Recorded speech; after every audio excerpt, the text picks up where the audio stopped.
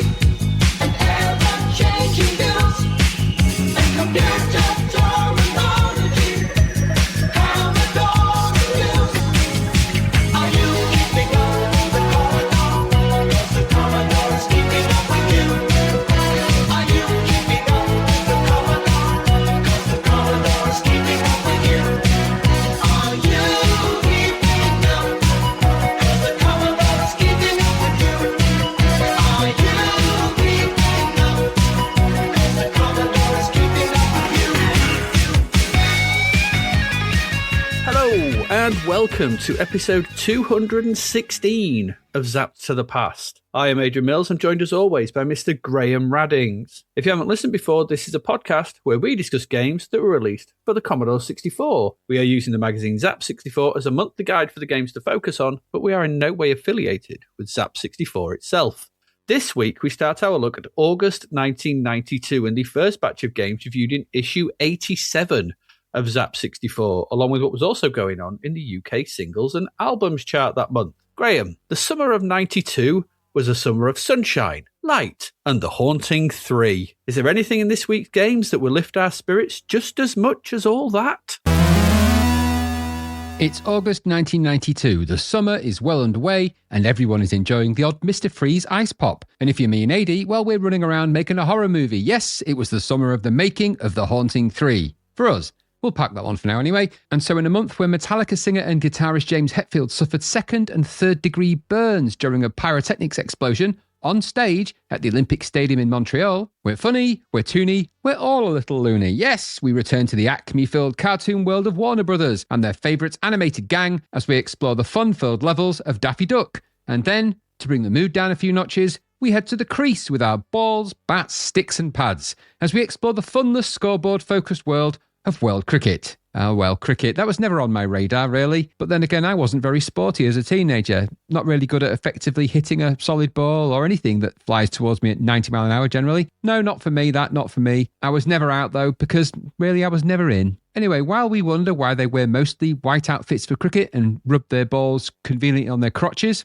strange, we head to the jungles of who cares, as we clumsily and badly leap from branch to branch, trying to figure out what on earth compelled anyone to make such a crap game. Yes, that's Bigfoot. And after that, we head to the all too familiar overhead pitches of another football game, this one following the kickoff template, but adding steroid-injected players and cameras in the over-speedy European champions, before we finally see the latest conversion of a 16-bit classic as we combine our favourite things, Robocop and Fish, in the decidedly off-colour jerky scrolling awfulness of James Pond 2, Codename Robocod. The Olympics were well underway in Barcelona at this point, and we had won gold in the 100 metres with Linford Christie. Man, he was fast. Maybe not as fast as the footballers in European champions, but they were all drinking racehorse urine before the game, which, while effective, is, I would say, unpleasant at best. I don't know about lift spirits, but there's things that there's bat and ball games, isn't there? We've got that. That's a thing. There's always bat and ball games. There's bat and ball. There's a bat and ball game. There's a foot and ball game, of course. So there is, yes, yeah. And then there's a host of, I don't know, what else is there? We've got platformers. We've got monkey games. There's two games focusing on feet, I guess. Yeah, there is. Yeah, we've got all of that to look forward to, and who knows what else in between. Fish, ducks, all kinds of stuff. Yeah, oh my. Big feet, Bigfoot. Yeah. And a lost title. A lost to the ages title. Yeah, it's peculiar that. Yeah. I know. The question was, are any of them going to raise our spirits? I don't know. We're kind of heading into the weird territory now where even games companies are sort of rejecting people offhand. I noticed that one of our patrons who did a little bit of extra digging into a game that we talked about last week, which was the Tortoise game. Oh, no, Tai Chi Tot. Was it Tai Chi Tot or Bod Squad? Bod Squad. No, it's Bod Squad. Bod Squad, one of the two anyway, where they discovered that they're taking it, the creators of the game had taken it to several of the big publishers, the Thalamuses and the System 3s, who'd both gone, nah, mate, you're about 4 years too late. I was like, oh, okay, that'll take the wind out your whiskers, wouldn't it? So then they sort of decided to go to the budget players, of which there's one, really, principally two, actually, Codemasters and, of course, Zeppelin, And Zeppelin went, yeah, we'll take that off your hands, no problem. Don't worry about finishing it off or making it any more elaborate than that. It's ready to go. But I wanted to do more levels in it. I wanted to be more creative. You don't understand the way budget works. Yeah, exactly. We've already released it while we've been sat here. Hey? Absolutely. You've already bought it. And you don't even know that. It's a copy in your lap. I'm not even wearing shoes. Did you not notice it on the shelves when you came in? How did you get that? That's how we work in budget. We work fast and we work plenty. We've sold more copies of that game than you've made. How does that work? And backwards in time. We work at 10 at time. Exactly. You brought it into us, but we'd already sold it in the past. We knew you were bringing it to us. Did you notice the two-way door when you came in? And did you see us walking out backwards as you came in forwards? We'd already released that game 2 hours before you walked in. Eh? And I've been living in a windmill for the last 6 months. Why?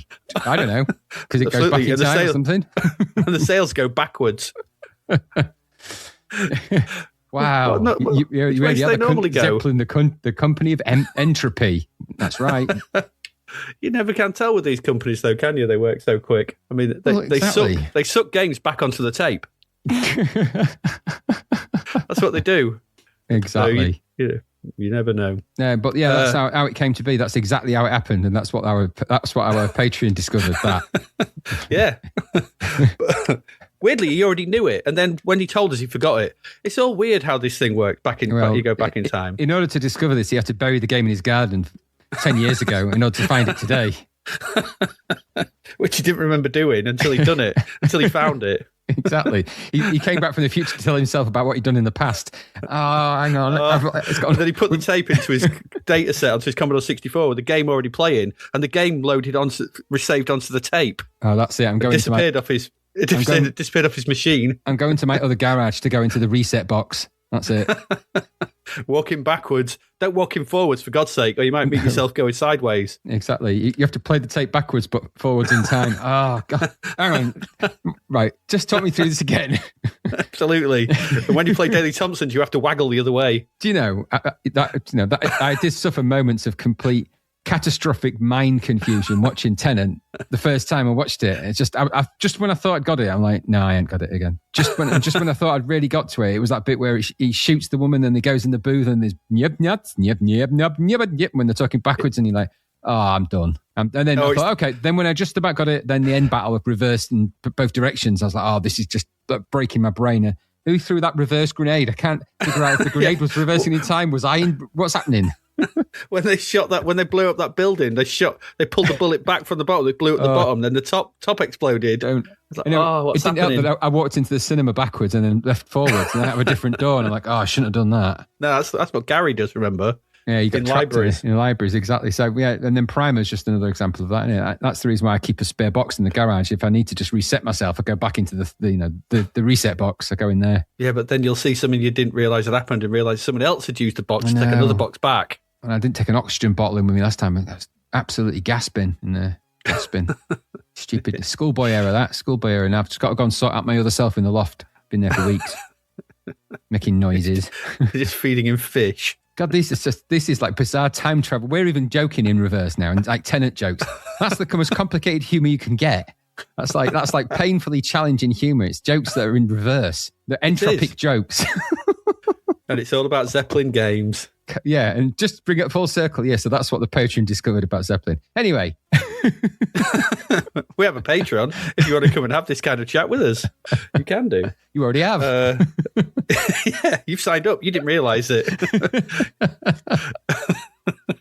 But you can do. You might have done. Brain hurt now. You might have already signed up to Patreon. You just haven't realised it yet. Exactly. You signed up 10 years ago in case you needed it tomorrow. Hey, wait a minute. We didn't even do it 10 years ago. Oh. Entropic Patreon. You pay them. But with reverse coins. Yeah, they just suck money out my bank account every 6 months. Like, yeah, they're not worth more in time. They're worth less. So by the time you get to 10 years' time, they're worth nothing. They're like Bitcoin. Yeah, that's true. But we do have a Patreon if you wish to join that. Because we're going to be carried on. We can't be stopped because we've realised sort of thing. We've come back from the past. We've realised we went on far longer than we thought we did. Yeah, absolutely.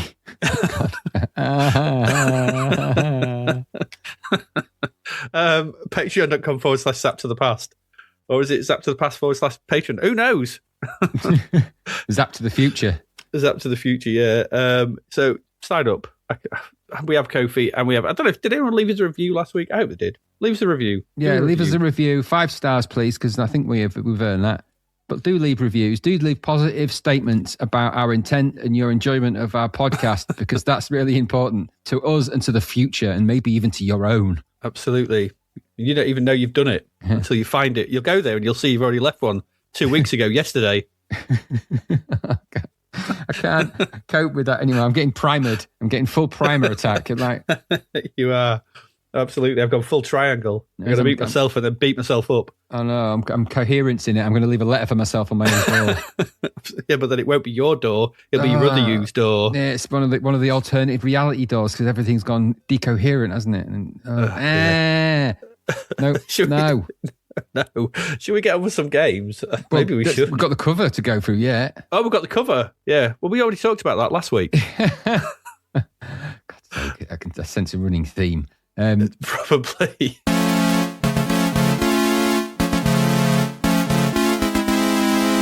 Right, yeah, the cover. Why would they cover all the latest full price? No, why would they cover all American sports on the C64? Why put Star Strangled banner as well? Oh, yeah. That seems a bit harsh, that. Because some of those American sports games are some of the better ones on the platform in terms of sports games. Yeah, true. I mean, the Epix games and stuff like that, isn't there? Yeah, Epix games. Hardball was particularly good, wasn't it? It was a baseball game, and Fourth and Inches was a good American football game. There was that other American football one, wasn't it? That sort of first person perspective one. Any Given Sunday, was it that one? Or there was a few. The American football games have been pretty good. Any Given Sunday was a film with Al Pacino, wasn't it? I wasn't sure if it was if they'd made a game from that or something. I just remember there being like a Cinemaware type American football game. I don't know why I associated it with that name, but there was a Cinemaware one. I can't remember what it was called though. But this American sports games and the Epix kind of sports games, as in summer games, tend to be pretty good. I noticed on the front they've got ice hockey, baseball, American football, and basketball. They're not all American sports, really. Ice hockey, I would say, is probably more Canadian, really. True, that's true. I'd say the other three are though. Yeah, baseball, definitely. American football, of course, although I suppose, they do variations of that. But basketball, ball in hoop, and maybe it is more. I suppose the coverage style is more American, I guess. But I just think that it's a bit rich. If you said to me, where do you associate basketball? I'd go America. American football, clues in the name, baseball. I know it's a big baseball in Japan as well. It's massive in Japan, baseball, isn't it? Absolutely, yes. But they call it spaceball, though. But there is, yeah. But no, and then I've been to, now I think I've never been to a baseball game in the US, but I have been to a hockey game, an American football game, and a basketball game. So I saw Utah Jazz play, the basketball team. That was quite interesting. Saw the Denver Broncos, not the Broncos. Denver Broncos. I saw them play at Bronco Stadium, and an ice hockey game between two teams in Utah, one of which was Utah, but I can't remember the name of the team. All interesting experiences when you see American sports in the sort of stadiums and stuff. Crazy stuff they do. But it was good. I don't do a lot of stadium sports. I've never really been to any like that size, and so it was quite overwhelming. A lot of production goes on, stuff like that. But, there is. But I wouldn't say Star Strangled banner seems a bit harsh. I don't quite know where they will go. I think somebody thought of that and they thought that's a great pun, but they didn't think it through. No, I don't think so. There you go. You want to know what games they covered? I've got let's hear it out. Let's see what we think of the games. So there was Fourth and Inches, as we said. That's good. Cyberball. That's not as good. TV Sports Football. That's the cinema. That's the one. Yeah, that was quite good. Super Bowl Sunday. Don't remember much about it, but no. Some of these are stretching a bit. Graveyardage. Wasn't that a fantasy one? That was that fantasy one. How was that? Come on. I don't know. GFL Championship Football. Okay, yeah. I think that was the good one. That was the 3D one. Yeah, I think so. Or was that on field? I can't remember. Super Bowl. Yeah. Touchdown football. I remember that being particularly great. On field football. Okay, so mostly football games then. Yeah, Mind Games American football. Okay. Head coach. Okay. That's your gridiron stuff. In terms of baseball, there was RBI Baseball 2. Yeah, that was good. Hardball. Of course. Street Sports Baseball. That was good, that. Yeah, World Series Baseball. I vaguely remember it. Tony La Russa's World Series Baseball. That's the Imagine one. Yeah. Tony La Russa's Ultimate Baseball. Yep. On-field baseball. Okay. Basketball. There was 2-on-2 basketball. Okay. I don't know if that was good. Who was that by? I'm getting a swimming guy from the the day-to-day vibe at the minute. No Jordan one versus died. Bird. Jordan versus Bird was another one. That was crap. Yeah. Right? Hockey. There was Superstar Ice Hockey and Power Play Hockey. And somewhere in there as well, there's also International Basketball. And California Games is mentioned. Okay, a bit loose, that one. Yeah. Suppose it's American. But... Where's the Epic stuff? Yeah, where's Summer Games? Summer Games 2. Where's Summer Games 2? I mean, yeah. I suppose they're not entirely American sports, are they? Well, no. Well, but they are kind of, one was kind of alluding to the Los Angeles Games, wasn't it? Because it has a guy in a jetpack in the opening ceremony and all that. Yeah, Summer Games 2 was, Summer Games 1 and 2. Yeah, definitely. Silly, just silly. Anyway, there you go. There's a tape. It is. I mean, it's quite well drawn. It's better than the... they're well presented, yeah. It's better than the Society mashup we had last time, or the Renegade thing. They look like they're in the sports, playing in the sports. There's a little bit of confusion around whose body is where and what in the American football bit, but it all works kind of well. It does, yeah. All the latest full price, 100% full colour issue, Graham. Again with this. Black and white's the colour. Yeah, but it just seems odd that they would put it on now. Yeah. 4 great games. Detective. Okay, do you remember that? I don't think so. Maybe. Did it ever come out? Is that one of the ones that didn't come out? A mind-bending, icon-driven adventure. Those words that put me off for life. Pi R Squared. Remember that being all right? Wasn't that the weird one with the cogs? Yeah, that was complicated, as I recall. It was all right. Yeah, Battle Bars. It sounds cheap. I mean, it could be the tale of 2 Weatherspoons, I guess, couldn't it? Fight your way out of a Weatherspoons. The Battle Bars. An LA Adventure. Okay, is that a text adventure of some description? Probably. I don't know. Anyway, there you go. That's it. That's those. What's that? And also, in free inside, there's a gripping wrestling poster. I know these word puns. They're strong in this one, aren't they? Star Strangled, gripping, wrestling. Don't know. Gripping. Look at that. Win the entire high-tech collection. All 18,000 of them. Yeah. Well, because they're about to go out of business. That's probably why. We've lost our lease. They've got them cheap. They got them cheap at car boot sale. Exactly. Every budget game must go. Yeah, as we'll find out in our first review. Yes, exactly. Yeah. Okay. Well, it's £2.50 now, but it's on its way down and out, isn't it? Yeah. Only 3 left after this one. Three left. Goodness me. Okay. Anyway, should we get to some games? Yeah, let's do that. All right. Let's get on to our first game of the week.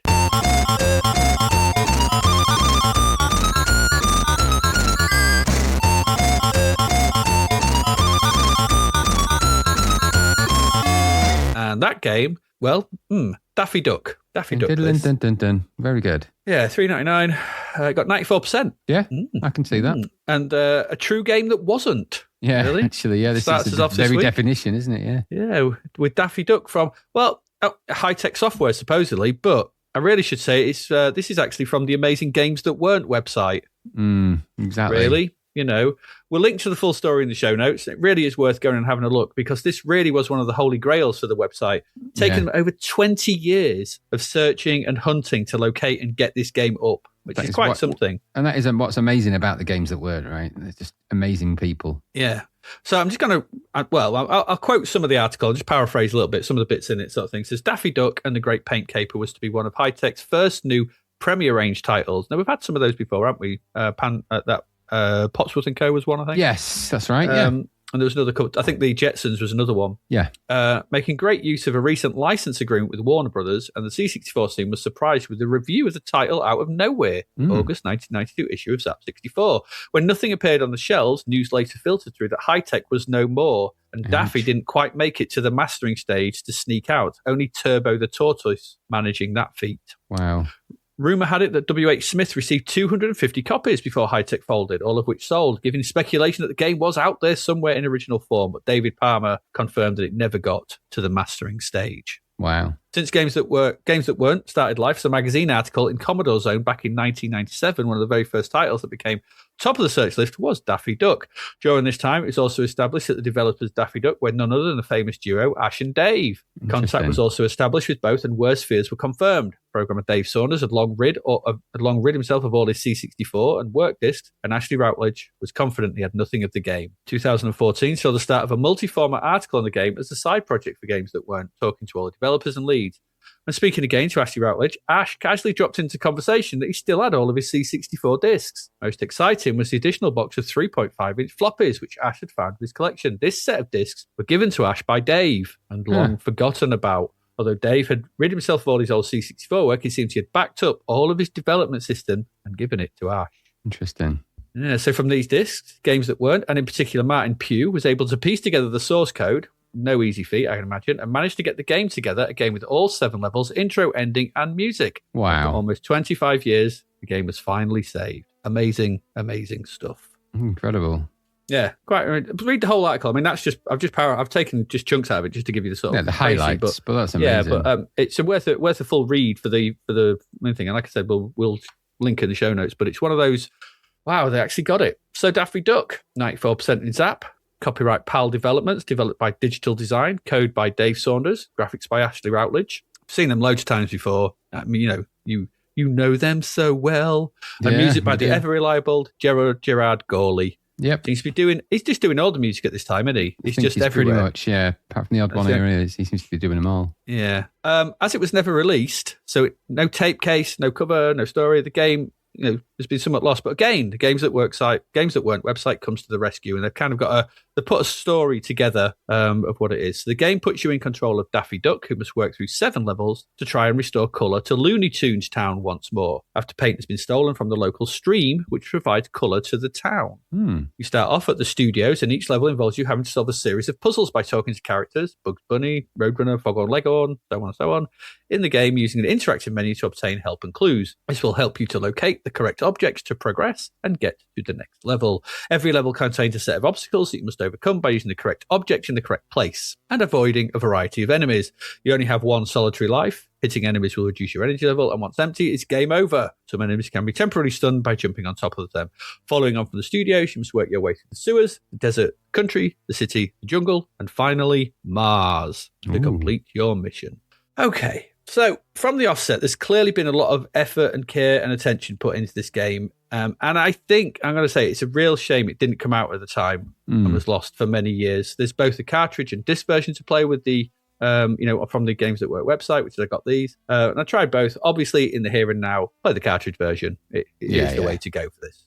So we start off with an impressive intro. It's a weird intro. It's like a sampled drum loop. Yeah, it felt a bit like an old Ash and Dave demo that they did. Yeah, I remind me of Micro Rhythm or Rock Monitor or something. But it might have just been a sample. I think it's just a 4-bit sample playing. But there was a few demos from Cycle Burner of whatever group he was in. I forget what he was in, but Cycle Burner did a few demos like that. There was a famous demo with Prince sampled like that. And there's loads of them actually like that. But Ash and Dave did one of Moonwalker, I think, way back in the day. Right. Not Daffy Duck style though, but I'll give it leeway because it's quite cool. Some credits for the game, logos, and then we get the classic Looney Tunes style image appearing with a very well drawn Daffy in the circle, roll of film across the bottom. It's cool, Daffy Duck. And so it's all very impressive. And we've not even got to the game yet. We get another loading screen. There's another well-drawn Daffy in top hat and tails. And then we get to the main title screen. Title screen is rather simple, though. Just a logo at the top. Reveals the full name of the game, Daffy Duck in the Great Paint Caper.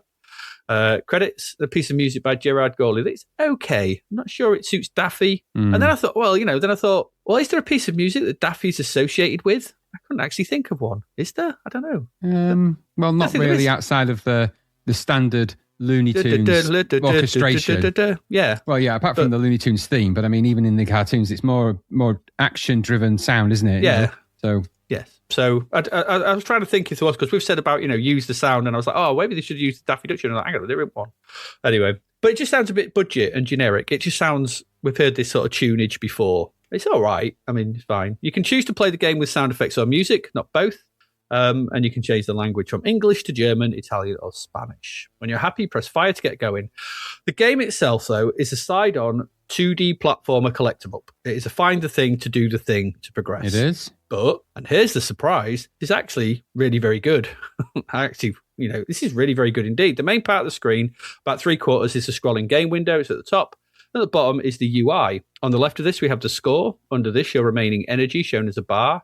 In the middle is a picture of Daffy, well-drawn picture of Daffy, and on the right is the percentage of the game completed, and an empty panel that will display which object you currently have picked up, with a handy bit of text under it to let you know what it is. You control Daffy in the standard way, left and right for movement, up to jump.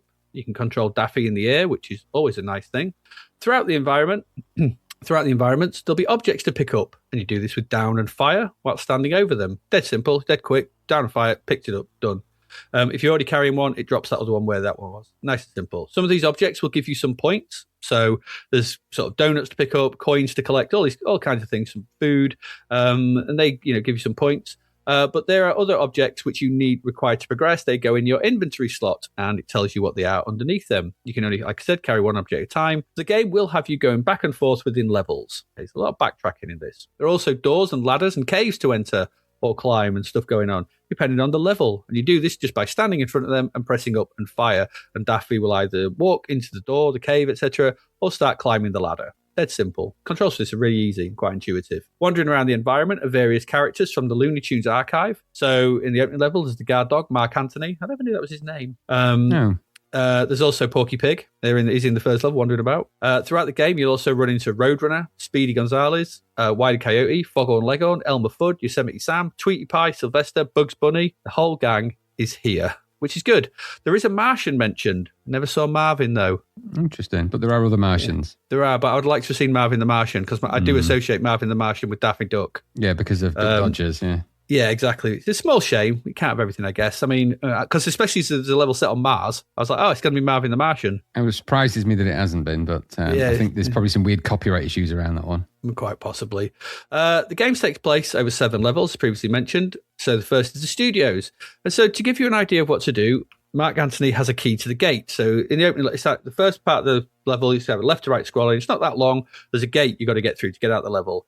To get that, you need to find his lunchbox. There is one in the opening level, though, but that's not the one he wants. To do this, you have to get the candy for Porky Pig, open the locked door with the Looney Tunes pass, fix the broken ladder with the plank of wood, and then will allow you to get the lunchbox. Mark Anthony will give you a key to the guard room, which you can then enter and get the key to the gate, which is next to the guard room, and you move on to the second level, the sewers. It's fairly simple. It's not that big. It's not that hard. And that you just progress. In the sewers, you must navigate a maze of ladders and doors to flip switches. There's these electric barriers as well, so the switches turn them off, allowing you to progress. And eventually you'll find a key to open the door, and you start right next to this door at the start of the level. And that's how you got to get out of that one. The desert level sees you collecting rocket parts for Speedy Gonzales in a rather more traditional left-to-right platforming level. There's a bit where you have to go in a cave and avoid some spikes and stuff. But there's lots of backtracking in this level, lots of backtracking and jumping from platform to platform to bring another. Because you can only pick up one, there's about 6 bits of rocket strewed across the level that you've got to go back and forth for. Next up is the farm. And here you need to collect eggs for Foghorn Leghorn to get access to the hen house, where you'll find the exit and a little bonus level as well. Eggs are strewn all around the farm. There's gates to go in. And there's some quite nice bits in this, because there's bits like where a frog will pick you up and carry you over a pond. There's frogs you can jump on as well. There's lots of different things, moving platforms, lots of sort of interactions within the level, and they don't just all do the same thing. It's quite nice to see. You get to the city, you need to enter various shops to get objects. And I couldn't quite figure this one out. I think you take them to other shops, and essentially you'll find a spanner to fix the hydrant. It was a bit confusing, that city one. Then you get to the jungle. There's Bugs Bunny and Elmer Fudd butting around, and you interact with Bugs and Elmer to get a recipe to feed the pygmy and get access to the exit. And then finally on Mars, you need to find the bomb part to give to Porky Pig to disable a machine and exit the level and complete the game and return colour back to the world. I'm presuming you return colour back to the world. It kind of just says that at the end. I'm not quite seeing the link between the levels, but maybe there's a little bit missing. I don't know. That's what you do. That's the 7 levels. It is what it is. Each level is a separate load, and they kind of all broadly follow the same template. Throughout the levels, there's numerous enemies. Some you can jump on top of to stun briefly. Making other contact with any of them will remove some health. Should you run out of that, then it's game over and back to the title screen with you. You only got 1 life. So essentially, it's a standard sort of 7-level platformer, collect them up, but one that's just really well put together. The levels all being separate load, it's allowed Ash and Dave to really make them feel unique. And this is really shown with the visuals, which are really very good indeed, I thought. The Daffy sprite is brilliant. I mean, it's really, really good. It's a mix of high and medium res, but it's the animation on him when he's walking and jumping. It really captures the original feel of the character. And when he's stood there standing, he's got that unimpressed look that he usually has, sort of looking down his beak. The way he looks is brilliant. I was just stood there looking at it, that's just Daffy Duck.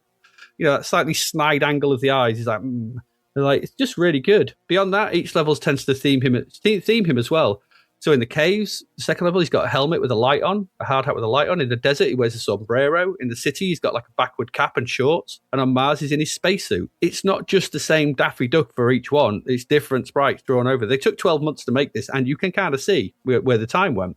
The other sprites, they are just medium res, but they're all well drawn and animated. There's sort of things floating about. There's, it's weird. It's like scorpions in the desert level. There's clapperboards and stuff moving around in the studio level. There's kind of fish and stuff in the sewers and so on and so forth. They're thematically consistent and they all look okay. And the other characters, they're not animated. They're kind of just dotted about. Well, a few of them are. Mark Anthony is, Porky Pig is. Some of them are, but a lot of them are just kind of stood around, not doing a lot. But they're instantly recognizable too. Okay, so you see Bugs Bunny, Miss Bugs Bunny. You see Elmer Fudd, he's wandering about, it's Elmer Fudd. You can tell.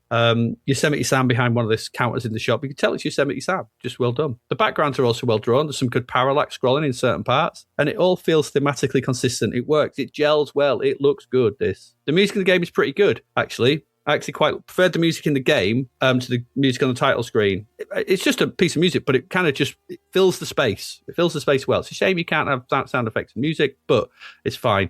When you get to the desert, there's even a slowed down version, like a more laconic version of the tune as well. It's not down to slow down. It's just they thought they'd sort of slow it down to give it a more, lazy version of it, which is kind of interesting considering it's got the fastest characters in Roadrunner and Speedy Gonzales. But anyway, it's gives a nice ambience and nice touch. The levels are well designed, I thought. Whilst all follow a similar template, we'll have you climbing ladders, platforming up and down and going in and out doors and caves and gates. And it makes each one feel somewhat different. You're kind of doing the same thing, but because you're doing it in a different locale, it feels different. It feels a little bit more interesting. And not, like I said, the third level is basic, almost left to right platforming. The first one has you going up and down the lift at one point, going into rooms and jumping around. The second one is like this maze of sewers, which you're going into doors and stuff. So they feel different. Yeah. The last one on Mars, you're kind of going in and out of sort of Martian tech, and you're going into shops, stuff. There's a lot going. There's a lot of difference here between the levels. And a really good touch is that in between levels, your health is refilled. Always handy. Great bit of player affordance. Terminator 2, I'm looking at you here. Stupid thing. So if you just scrape through a level, you're not just going to die immediately on the next one. Full health again. You're back to normal. You can attempt that level. You might not make it through because there's some of them. There's some tricky jumps and whatever, you'll hit some enemies, but nothing too egregious. A bit of careful planning, you'll kind of make it through. None of the levels are too hard, too cramped, or too overwhelmed by loads of enemies as well. The enemies are there's not always millions of them. They're just there. So once you get somewhere new, it never feels too much. You actually want to explore the level and see which characters are around to interact with, because you never know who's going to be in this level. It's kind of fun going through that Looney Tunes roster. And I also forgot to mention there's a rudimentary dialogue system as well. Pressing fire when stood in front of one of the characters will allow you to interact with them. You can ask, can say, hello, they can give you instructions on what they need. So they say, I want my lunchbox, or I need, get me some bomb parts, whatever. You can ask them for a tip and they'll go, well, the gate's locked. You need the key. So it kind of gives you that clue of what to do. So you can offer them the items when that is. You can even tell them they're despicable. You're despicable. And I like Wile E. Coyote's response of, I know, which made me laugh. Bugs Bunny calls you Doc. Not only that, but their responses are written in character. So Foghorn Leghorn, there's lots of I say, and things like that. Bugs Bunny calls you Doc. Elmer Fudd is hunting Wabbit. It's written as you would hear them speak. And because their voices so well, you hear that text, you just hear it. You just hear it because it's written as them, and it's worked. And it's a really good touch. And again, care and attention. And there are loads of nice touches like that throughout this. Claire, Ash, and Dave have taken the time to really make this feel like you're in the world of these Looney Tunes characters, to as much as they could do in a C64 8-bit platforming Seeker game. Scores have been inflated in Zapped recently, but I can see why this got what it did. For £4, you got 7 bespoke levels, all with their own visual style and characters and goals. You have the Looney Tunes roster appearing throughout, which is going to appeal to everyone, all in character. You have a game that wants you to play it rather than repulse you. I enjoyed this quite a lot, I have to say, and hats off to Games That Weren't website for being tenacious enough to finally bring this game out. Applause, props, everything, amazing stuff. And hats off to Ash and Dave for making me actually like a find and seek game. They did it a little bit with that, that Hagar one. What was it? Spiky and Transylvania one, which is a similar sort of thing, had a kind of similar vibe. But here, I think they've made a game which is, we've said so many times that, okay, use the things that the license has got and we'll give you. And they've done that, I think. It is what it is. It does follow a basic template. It is a platformer collect 'em up. but it's nice and easy to play. It's not trying to put you off all the time. It's not trying to kill you. It looks great. I enjoy playing Daffy, and I like the fact that this is completable, and it's just a good, enjoyable time. I thoroughly enjoyed this. What about you? It was okay. Okay. I didn't think it was as great as you, but I have much higher expectations for Looney Tunes games than you might do, because it's quite literally my favourite cartoon series of all time in space. And I'm a massive advocate of it. Now, that's not to say that this is bad, because it's far from that. This is a really nicely produced game, and I think it proves a few things. So the production, the graphics, they are brilliant for this. It really lands the C64 in the territory that we know it's capable of, and there's no arguing with that. These are big sprites too. These aren't tiny little mini Spider-Man 1 pixel. Not one pixel, that would be stupid, wouldn't it? But one sprite high. This is a big Daffy Duck. It's big on the screen. It's very much like a NES, actually, this, more NES-y. So it's showing the C64 is very capable of, and it always has been, of delivering these things if you're willing to put the time and effort into creating the space. But for me, this felt a little bit more toony than loony, I think. Really nice production, but it's just not quite I expected. It wasn't quite loony enough for me from a Looney Tunes game. I can see that. But that's not to say it's bad. That's just my expectation. Expectations of these things are that it's a little bit more wacky. Daffy Duck's a really wacky character. Out of all the Looney Tunes characters, Daffy is kind of one of the really zany ones. Him and Bugs Bunny, when they get together, it's rabbit season, duck season, it's duck dodgers, he is a character that stuff happens to. There's a very famous cartoon where Bugs Bunny's actually drawing everything, and it turns out that he's like the artist behind it. It's quite a famous one, where Daffy Duck's kind of the victim of all of that. And Daffy Duck is always the perpetual victim of other cartoon characters. Now, that doesn't quite come across in this, but that not to say it's not good at what it's doing. And I agree with you. If you're going to make a point, a sort of a walk and seat game or look around game, make it like this. Make it so you want to explore a bit. That exploring is actually fairly easy, and you're not just going to die within 2 seconds or anything like that. There's ladders to climb up, there's doors to go through, there's places to be and go and investigate. And that's that is an interesting thing to do. And the navigation isn't overcomplicated and stupid. You go up to go through doors, you go down to go through doors, you go in lifts, and there's just stuff around, isn't there? Mm-hmm. So all of that part is fine. I think maybe tonally it's just a little bit off for me. But that doesn't mean it's bad. And it's amazing that the games that weren't have found this and managed to release it in this format, because it just shows you that there were great games out there at the end of the C64's life. And this is such a tragedy that it never made it. But the Tortoise game did. I don't quite get that. Now, I didn't think much to the music. It was okay. But what may surprise you, this is a surprising fact that you may not know about the music in Looney Tunes games. So the guy that principally did all the music for Looney Tunes games is a guy called Carl William Stalin. So he did, now get this, so he averaged one complete score every week for 22 years. That's how prolific he was. So, that's incredible, isn't it? But that shows you that that is work ethic. He's like a lot of the animators, character voices, everything else. That was their ethic of getting these cartoons made. That's how much these are works of passion, almost all the Looney Tunes, characters and cartoons. The fact that one guy voiced 500 of them is just insane. It's just absolutely insane. But that's a testament to that world of Looney Tunes. Now, obviously, time has not been kind to the Looney Tunes in many ways, but they're still very much endearing characters. Daffy Duck still has currency. I think to this day, all of them do, really. And Marvin the Martian, by the way, that was the first time you ever met Marvin the Martian was in that cartoon where it's Duck Dodgers. That's the first appearance of Marvin the Martian. Yeah, exactly. But he wasn't called Marvin the Martian in that, strangely enough. Was he not? So, no, he wasn't. He later became Marvin the Martian. In that, he was just Martian guy, Martian dude. But with his Illudium Pew explosive space modulator. Anyway, but I thought this was really good. It wasn't quite what I expected. It doesn't mean it was bad. In fact, far from it. I wanted it to be a little more. I just wanted more out of my Looney Tunes characters. I think I wanted to just see arguments between Daffy and Bugs, and I needed a bit more chasing around and running about and just stuff like that.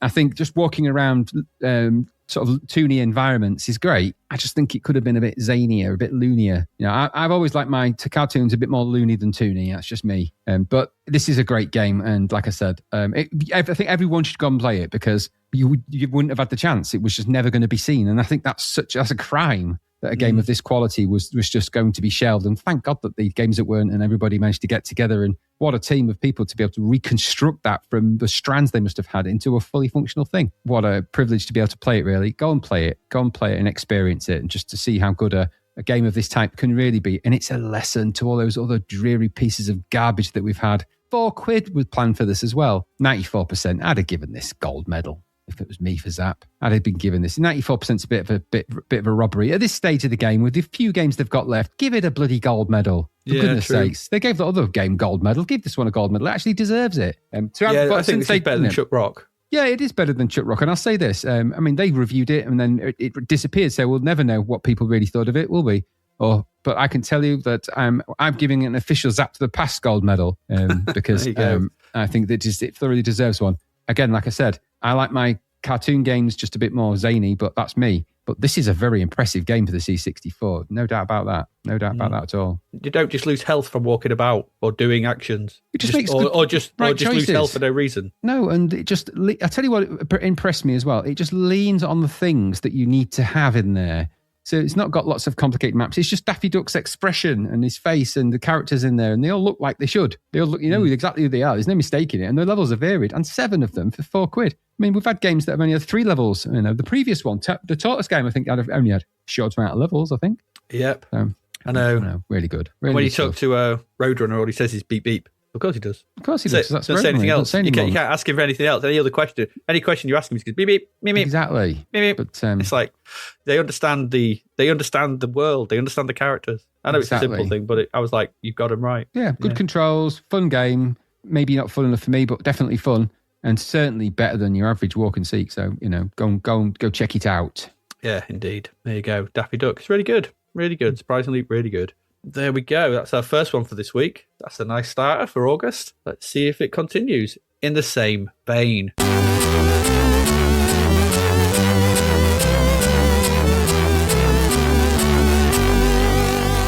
And Graham, it's over to you to polish your balls, harden your willow, and tell us all about world cricket. Yeah, I got the linseed oil and rubbed it on me crack. On the bat. You didn't put some, sandpaper on it. So that thing's not allowed. No, I've got linseed oil in it. That's the only time you need linseed oil is if you've got a cricket set and it's just fresh wood, which is not a phrase I'm ever going to say again. So don't worry about that. Fresh wood. Anyway, it's coming on. World cricket. It probably is doing something. It's horrible. This is published by Zeppelin, of course, Zeppelin Games. And the coder here was Brian Southon. Now, it's not Southern, it's Brian Southon. It's the opposite of South Off. But he's a Mr. Miyagi character. He is. South Off. He did the code of Titanic Blinky. Do you remember that? And a game called Stack Up, which I'm not sure if we looked at or not. Graphics are David Taylor. He did Arnie and Blinky's Scary Skull and Neighbours, of course. The old isometric Neighbours. And the musician here is Andrew Roger. Now, isn't Dave Taylor and Andrew Roger? Weren't they in Duran Duran? But could be wrong. Anyway, I think they were. Anyway, Andrew Roger, when he was not in Duran Duran, did the music for Alien 3, Fist Fighter, and Sleepwalker. What, the ocean one? One of them. I'll just say that. Okay. I'll say that. But probably not that one. I don't know. I can't remember. I just saw Sleepwalker and I thought, I recognise that. Okay, world cricket then. Let me tell you this then. I don't like cricket. That's as far as that song ever goes for me. So that is where the song ends. I'm not a fan of cricket. I'll say that now. I've never been really a fan of cricket. So the best I can do with this is try and see if the game functions as well as a game about cricket can, and then reserve judgment on how good a version of cricket it allows, because I am literally in the dark with cricket. So that said, let me explain what I know. Cricket is a bat and ball game played between 2 teams of 11. Right or wrong? I think that's right. And one team bats and tries to score runs by hitting the ball and running between 2 wickets, while the other team bowls and fields to get them out. After both teams have batted, the team with the most runs wins. That seems like that's the way it works, right? I think. And obviously there's a few rules of how cricket works. Now, I don't know these rules. I found these rules online, of course. So it says rules, overs and bowling. An over consists of 6 legal balls bowled by one player. After each over, a different bowler delivers from the opposite end. I think that's what happens. I've never watched a cricket game my whole life.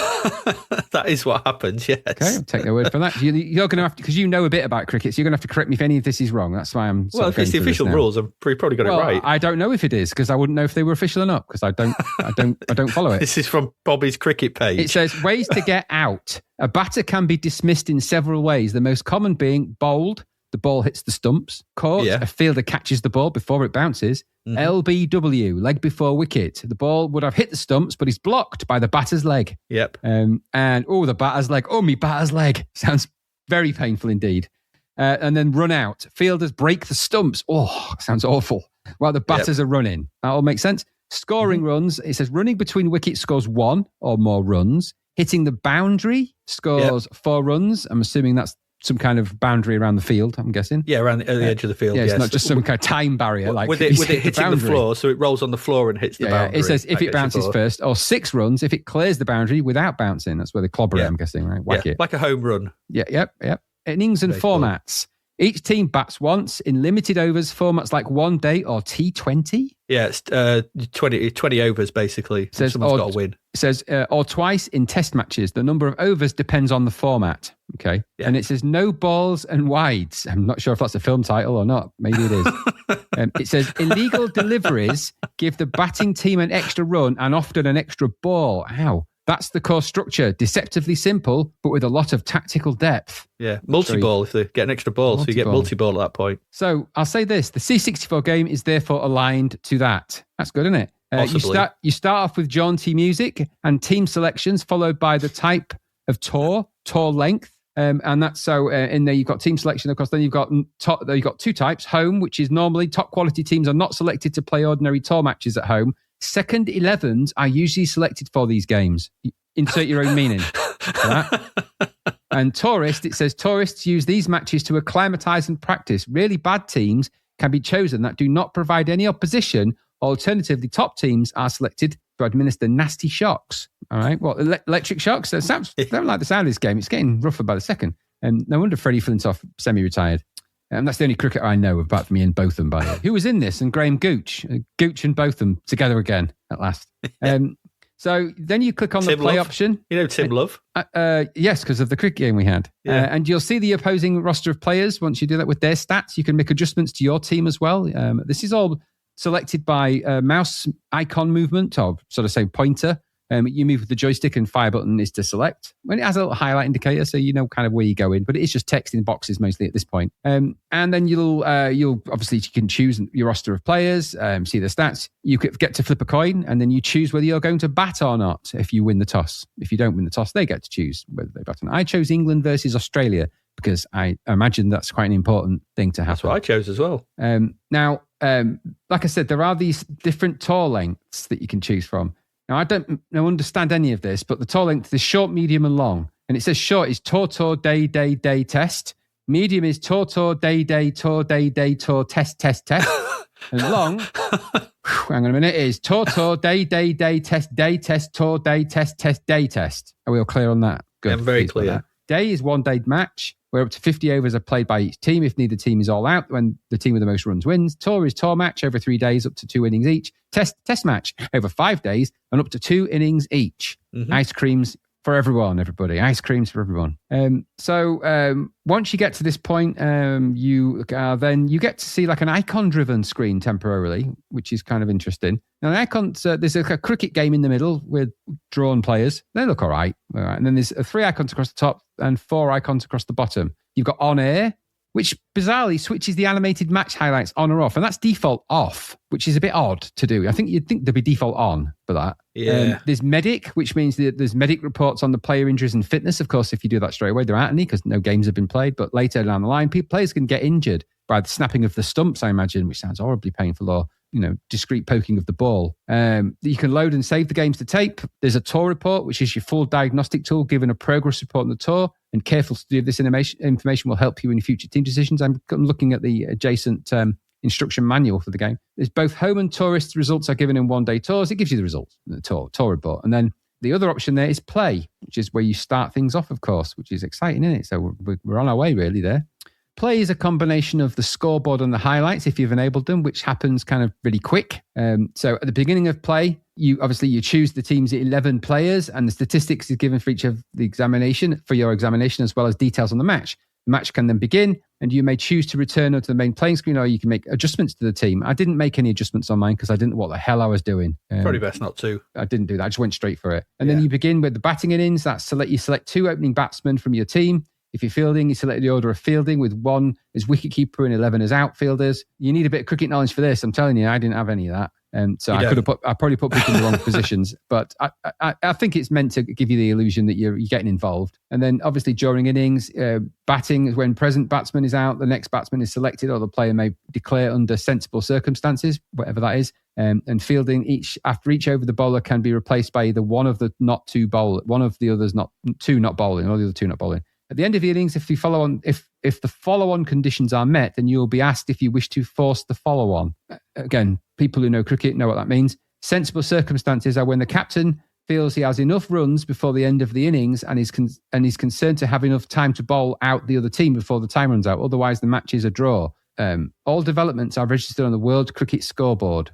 All right. Okay. And then you basically go through the selection process and then the cricket happens. Right. And okay. So I think what I'll say is this. So I didn't think much to the animations in between because they're a bit fast. And the whole thing is pretty speedy. In fact, it does a good job of speeding things up in what is probably actually quite a slow-paced game, cricket. I know it's not famous for its dedicated fans. And I imagine there's a whole bunch of stuff I'm not getting by not being into it. I'm sure. I don't doubt that. I'm not into it. But this does feel like it's working at quite a frantic pace compared to what cricket does in reality, from what I understand of cricket. So when you go and play the game, aside from the sort of sequences where you get the animation of the guy bowling the ball and the batter hitting it, and you get like, you're out or whatever. In between that, there is like a scoreboard that appears, the mystical scoreboard of confusion, I call it. For me, it was an array of numbers with the words England and Australia on it. I have absolutely no idea what was going on that screen. None. There was a counter at the top which said 1 to 11, where a dot was going up and down. There's something that says LT man, and it said 52. Do you want me to tell you what they were doing? Well, you know that the numbers at the top, 1 to 11, with the dot going back and forth. That's the overs. That's flicking between the two bowlers you picked. Right. Okay. That's what it's not going to make it any more interesting for me. No, it's not. It's not. Now, I imagine that information is important because it looked like it was. Well, it is, but not in this game. But yeah, so it does that, and things happen on that screen, and numbers change, and then you go back to sort of, and then I had to select more players because one of them had been batted out or bowled out in some way or caught. I don't know what happened, but it just said out. So I put another one in. Randomly picked them because I thought, he looks nice. I didn't look at the stats. I thought, he sounds quite nice, doesn't he? You generally pick 1 to 11 just in order. Yeah, well, I just went for the ones that I thought, they seem okay. They seem okay. And they're all the names of actual cricketers, I think. Yeah, they are. I think. So I did that anyway. It feels like you go through that and then, you win or you don't. I'm guessing that's how it kind of works. That's cricket, right? That's how it works. So, but this was a bit speedy, and I felt that what it didn't do was because there is sound effects when you see the highlights and stuff like that. But the highlights are always the same highlight, pretty much. After the match, you can check if any use their injuries and that sort of stuff. There's a little bit of management, but not enough really. So there's not enough management to manage, and there's not enough cricket to cricket, is there in this? So I came to this conclusion that the batter's going to bat, and the bowler's going to bowl.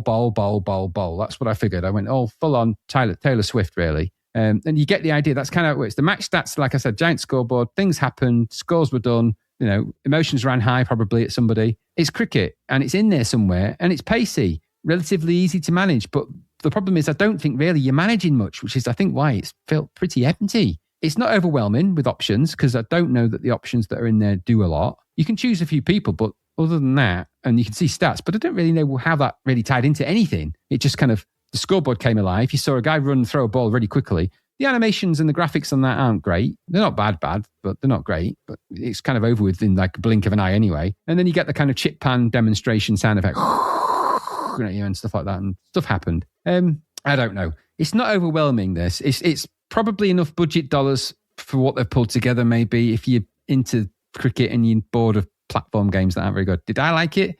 I derive no pleasure from it whatsoever, but I derive no pleasure from cricket either. Will it appeal to cricket fans was my thought, and I thought no. I think cricket management is perhaps a bit niche, but this doesn't have enough of it. And I think a cricket game needs you to be able to control the batter and the exciting bits, such as they are. You need to have those bits. A baseball game without hitting operating the batter and doing the bowling, it's a bit lame. And all the other games have managed that. All the other baseball games, even the really rubbish ones, have at least had you batting and bowling to some degree. There's no reason why this couldn't have had that, and other cricket games had, and it really needed that. So without that bit, and without all the management bit, what have you really got? You're kind of just looking at text happen and a few numbers changing. And if you don't turn the highlights on, and there's no direction for that, so it's not like they're on by default. You need to go and turn them on. So if you don't even get the highlights. You just see the the sort of scoreboard and numbers squiggle around, and then make a change. Your play was out, make a change. It's a bit depressing. The cricket needs its crickety moments, doesn't it? You need an umpire to go, do with that finger thing, whatever that is. You need, from what I know of cricket, you need the crickety bits.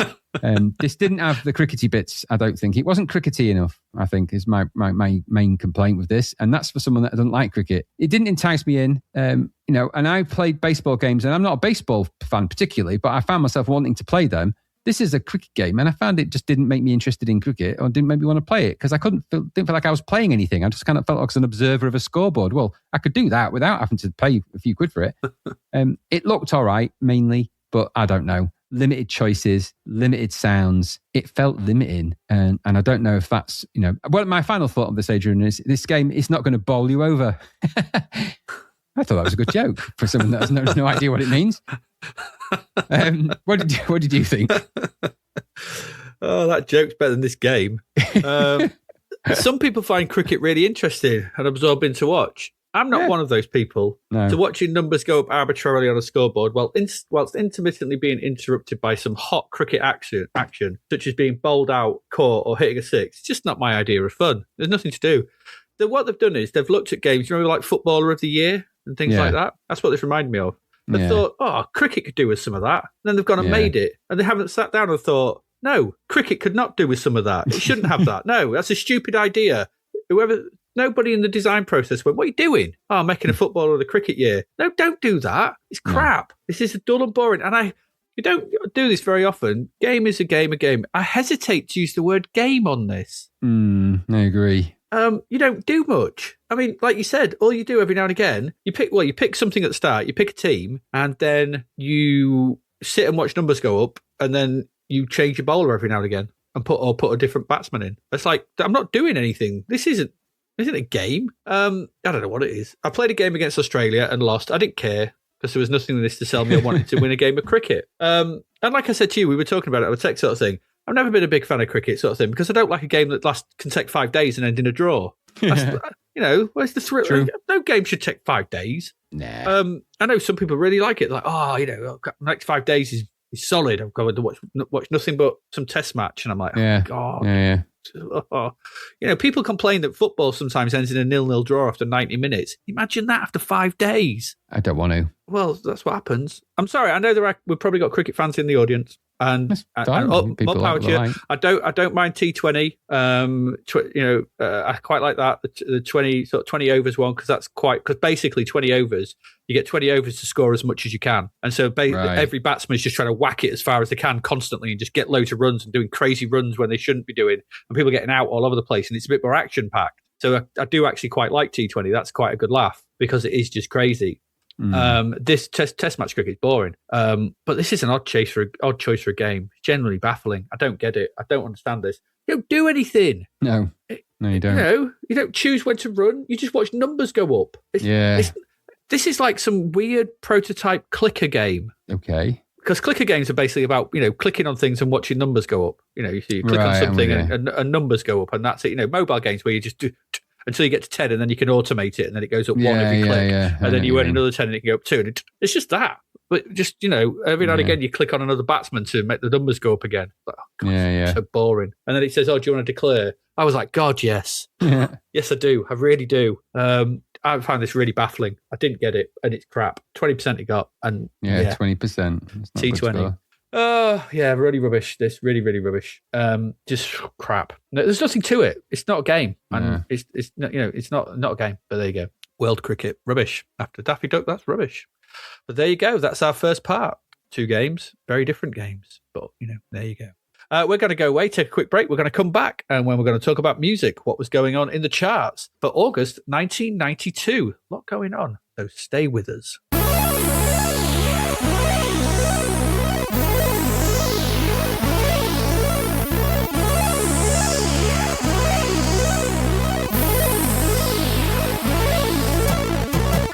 The novel Escape from the Commodore 64 by David Hearn is out now. Crash landing on a green planet full of vector graphics, can Sarah find a way to escape for real? Or is she stranded on a planet full of sun, sea, and chippy tea forever? Imagine finding yourself in a cinematic karate game, having to rescue a princess or remain stuck under the run-stop key forever. What about finding yourself on a space freighter full of robots? Could you clear the decks? If you were transported back to a Wild West town, having to round up outlaws, could you survive until sunset? What if you were a wizard with a cat who must colour worlds? Could you beat the game, or would a virtual guitar solo announce your demise? Sarah might just be another visitor, but she doesn't want to stay a while, never mind forever. Available from Amazon and all good online retailers, discover if there's a way out in Escape from the Commodore 64. Visit davidhearnwriter.com to find out more.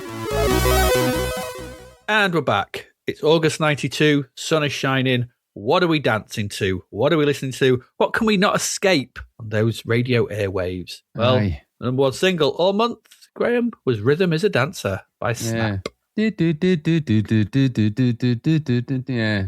it is a good track, Rhythm of Dance. It's just over time become everywhere, isn't it? Yeah. I mean, you couldn't escape this at that month, could you? No, you Being couldn't. everywhere. It was super popular though. I mean, still is, but it was a huge hit. It was a big summer hit. All over Europe. That's Yeah, what it was. massive. Yeah. Number one albums, there's 5 actually. It's a 5-week month. This first week, we had the greatest hits, 1966 and 1992, Neil Diamond. We saw that last month. We did. Followed by Welcome to Wherever You Are by In Excess. Can't believe that got to number 1. Yeah, well, they were big at the time. I think this was the start of their commercial downfall, though, their decline. Replacing them for the following week was We Can't Dance by Genesis. Yeah, they can't. They proved it. Test. Yeah, top men. Following that was The Best One by The Smiths for a week. Yeah, I'm not into the Smiths.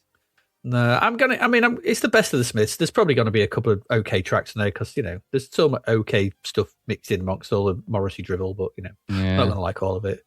And then replacing that, finally, for the last week of the month, there was Greatest Hits by Kylie Minogue. A standard issue around some places that everyone seemed to have a copy of that with Kylie's face on the side of the album. And that very I'm popular. surprised. I didn't know she had a Greatest Hits by this point. I didn't think she'd been going long enough to deserve a Greatest Hits. I think she'd had all them Stock Aitken and Walkman songs. There's dozens. It goes right back to Locomotion and the very early ones. And there was I should loads be so of lucky. them. Yeah, and then just keep on trucking. There's loads of them. Okay. Oh, well, fair enough. Can't keep a good lady down. No.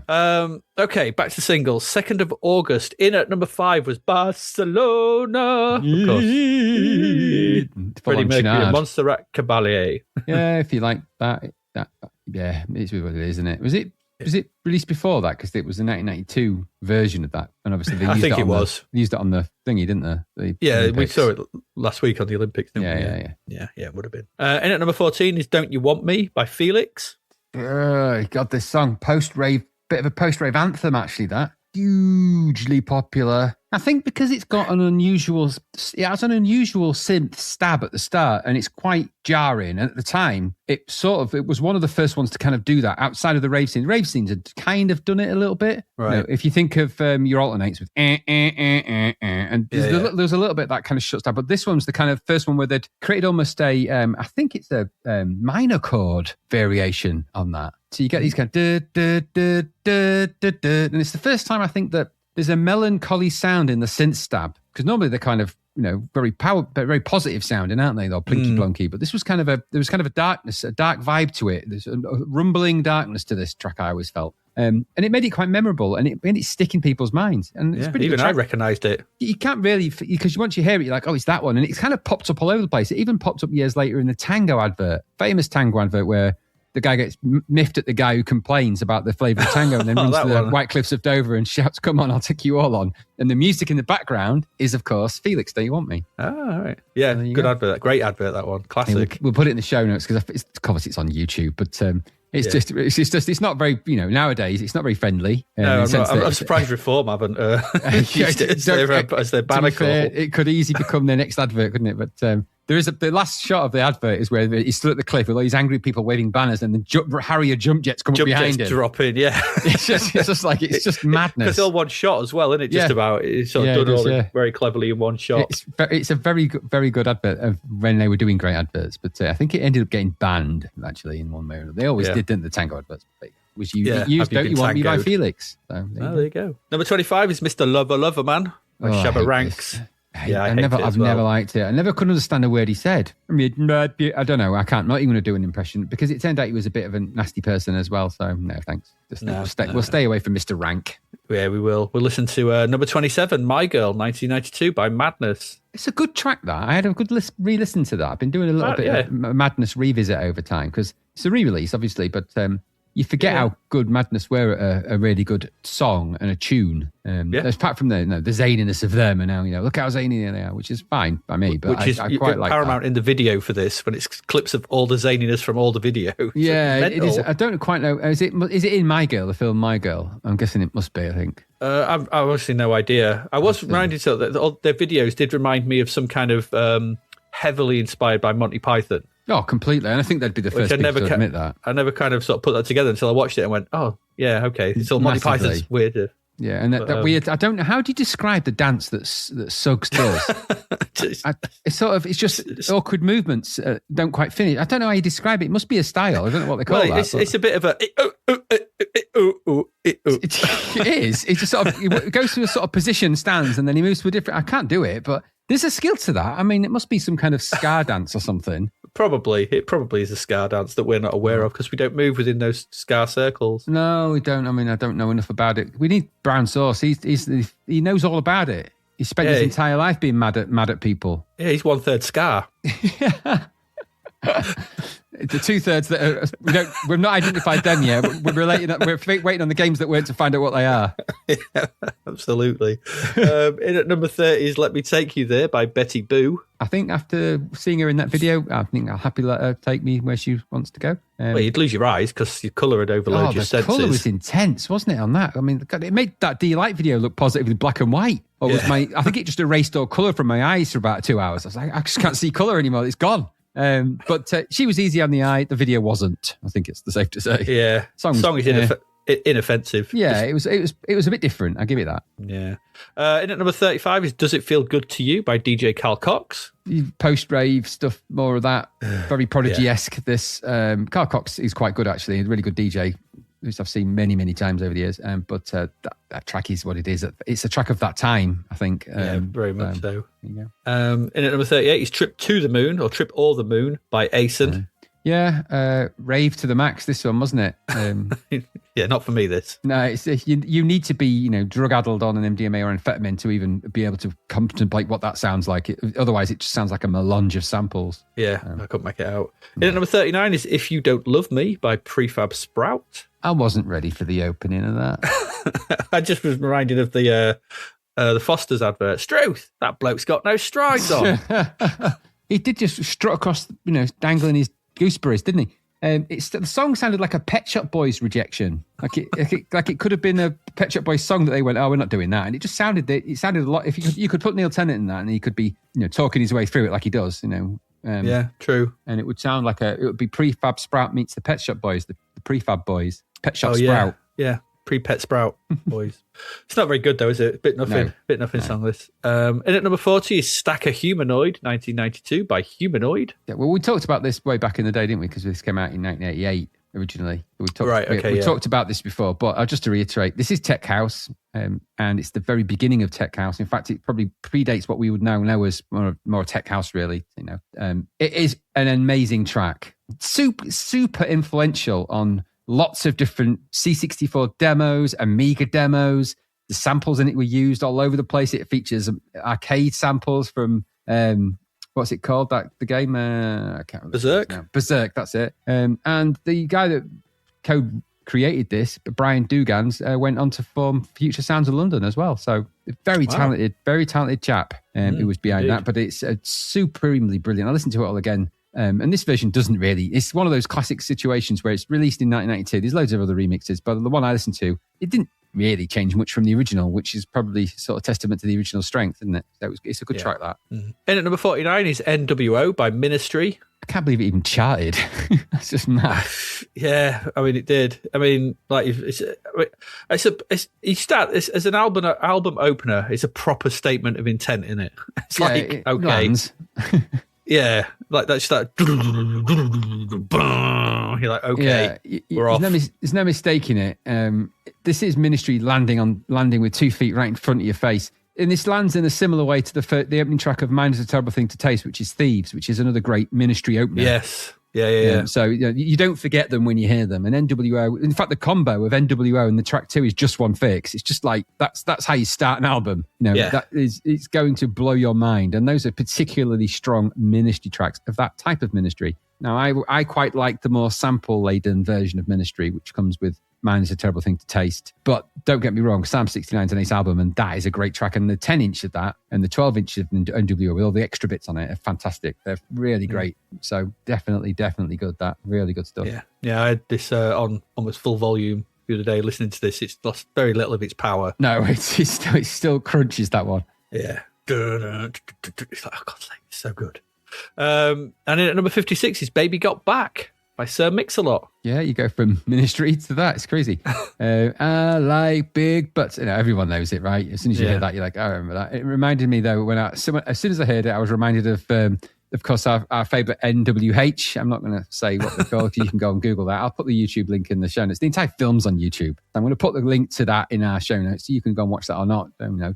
Is that Favourite Black Hat or that's Favourite Black Hat? Favourite Black Hat. Because of course they go through a phase where there's lots of parodies of famous videos of the time. And there's Booty Juice. Booty Juice comes right from the source. What's the source? An ass, of course. That is the song that they do. That's their version of this particular song. And then they do another one called Come and Pet the Pussy, which is Political Unrest, Stabilised Society. Yeah, if you're wondering what that means. So P.U.S.S.Y, not pussy. But that's Favourite Black Hat all over the place. Great film that is. And that track reminded me of that. But everyone knows, doesn't it? As soon as you hear it, like you said, Friends used it, didn't they? To great effect. Yeah, I like the bit in Friends, but it's the only thing that'll calm the baby. Yeah, exactly. It's good stuff. 9th of August, in at number 7 was The Best Things in Life Are Free by Luther Vandross and Janet Jackson. I didn't even know that was them until I saw that. And when I clicked on it, I was thinking, I didn't know that. And then I thought, is it The Best Things in Life? Is it that one? And I was like, wow, it was actually them. I didn't know it was them. No, I didn't. But I obviously saw a film because it's some Wayans film, isn't it? It's Damon Wayans and stuff in there. Yeah. It's sanitised schmaltz. It's so sanitised. It's like, oh, good Lord. I don't know what the film is. I couldn't tell you what the film was. No idea. No idea. In at number 10, This Charming Man, 1992 by The Smiths. Yeah, Won't Go Out Tonight and all that, whatever it is. Gully's Gold, that one. Yeah, it was popular, wasn't it, that in Gulliver's at the time? I hate his voice, but I do like the guitar line in that. As is usually the case with the Smith stuff. He's a good guitarist, no denying that. Number 16 is I Found Heaven by Take That. I don't think they did. They found their falsettos. That's what they found. Why make them sing in that register, which they clearly can't? Especially poor Robbie. I mean, he was only 16 at the time in that. And so he's not that long since puberty for him. No, true. And it just for some reason they're trying to sing this in falsetto in a much higher register than they're capable of delivering, really, including Barlow. And they try and struggle to reach those notes. It's not very nice. Yeah, when Gary comes in with that high note, I mean Gary Barlow, not our Gary. Gary Barlow. When Gary Barlow came in that high note, I was like, yeah. It's not good, is it? It's one of them hijinks videos, isn't it? Oh, look at the lads down the beach doing stuff. Oh, you can't escape the singing and the pitchy nature of your vocals, though, can you? No matter how good you look or whatever you do. No, you cannot. Really pitchy. It's awful, really, that. Yeah, it is. Number 17 is Baker Street by Undercover. This is bad, isn't it? Horrid thing. Ugh, horrid.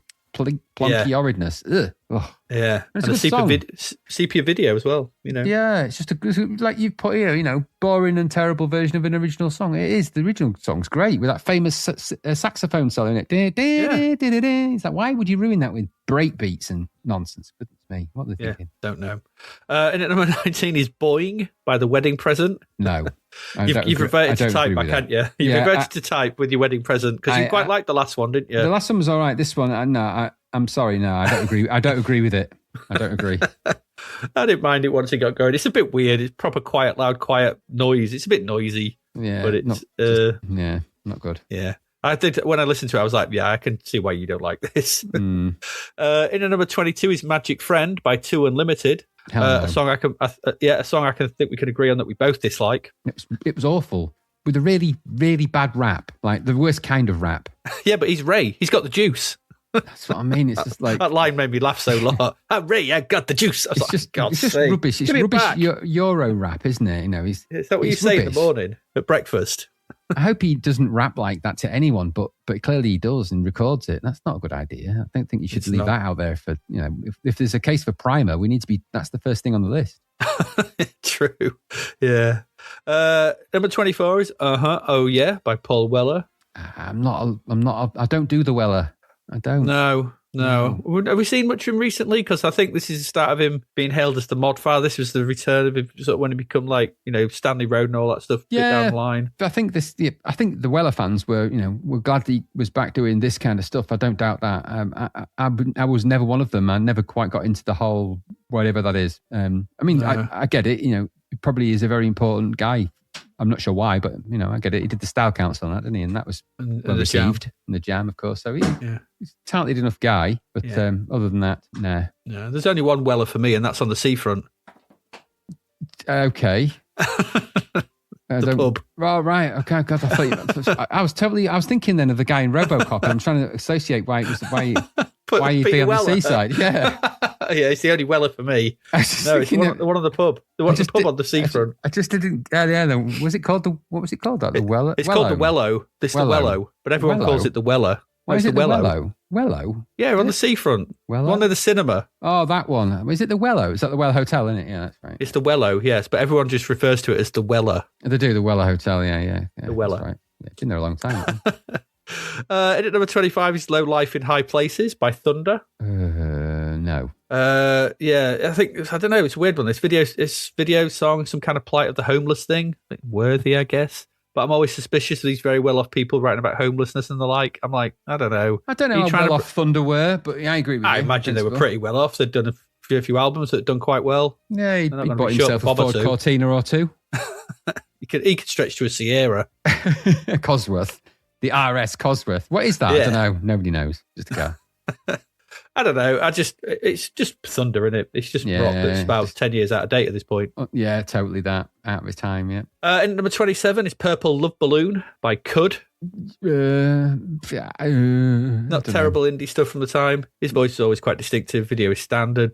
Just Joe. Then playing. Word for that. Wasn't my cup of Java. No. In at number 34 is A Small Victory by Faith No More. Yeah, another good one, I guess. Yeah, I like this. Great track from another one from mine. So it's a bit lighter than Midlife Crisis, but the guitar line's really good. His vocals was good. And that ending when he goes into the chant, if I speak in one constant volume, that bit. Love that bit. Yeah, just really good. Video's quite odd though, which you would expect.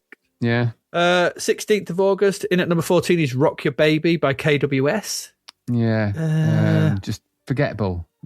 It's no Please Don't Go, is it? No, they had the hit and it's done. No, they desperately want this to be another Please Don't Go. Rock your baby. Rock your baby. It's not the same. Yeah, the video is over yellow and swooshy and very over-filtered. There's a lot of that going on though, isn't there? There's loads of over-filtering. Too much filtering. Way too much. Number 16 is What Kind of Fool by Kylie Minogue. Yeah. Pop rubbish. Yeah, it was particularly brain chewing gum, really, but just a bit dull for Kylie, I think. Yeah, video is dull. She looks good. Kylie, so she's bound to. Absolutely. Number 23 is Walking on Broken Glass by Annie Lennox. Yeah, okay, it's all right. Yeah, I really like this track. Great track. Expensive video as well. Watching the video, Hugh Laurie, John Malkovich, all based on Dangerous Liaisons. Yes, of course, because John Malkovich is in Dangerous Liaisons, famously. Yeah, and Hugh Laurie's sort of playing the same character he does in Blackadder season 3. Yeah. Good that stuff. kind of thing. So it's got that look. It is a good, expensive, and I do actually always like this. And Lennox's voice is great as ever. Number 24 is Crying by Roy Orbison. Yeah, Katie Lang. This one. They've just found another track of his from somewhere. Yeah, I found a video of this from the Black and White Night 30, and he's actually playing this, and in the background there's Bruce Springsteen and Elvis Costello on guitar. Does he not play anything on his own? It's a Wilbury. He's a travelling Wilbury. He just likes to sort of spread his love. He summons them by sounding the horn of Willoughby. Yeah, exactly. That's what he does. Sorry, the horn of Wilbury. Yeah. In at number 28 is Humping Around by Bobby Brown. No, thanks. Number 30 is My Destiny by Lionel Richie. Yeah. I don't know. Is it good? I don't think so. The beginning of this really reminded me of Massive Attack. Yeah. I when I read that, I was like, actually, that's pretty spot on. Yeah, it is like that. But yeah, black and white and out of focus for even more meaning. catchy chorus. There's a lot of that going on at the minute with these stuff, isn't there? And it's a smooth song. It's a very smooth it's song. Lionel Richie. It won't be anything other than smooth, will it? Absolutely. It's very smooth.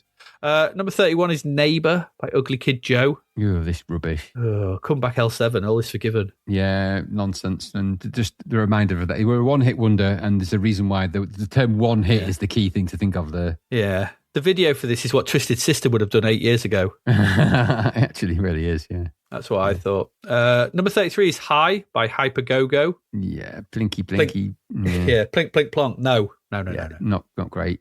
Number 36 is Give It Up by Wilson Phillips. But another rubbish song. They're not doing so well either. Remember I said that when we said the last album was a disaster, and now you're sort of finding out why, because the songs in it were rubbish. Yeah, it's not very good, this. Number 39 is Silent All These Years, 1992, Tori Amos. Yeah, another good one, I guess. Yeah, I had a proper flashback in this because I was like, have we done this one? I'm sure we have. And it turns out we have, because this was originally released in the United Kingdom in November 1981.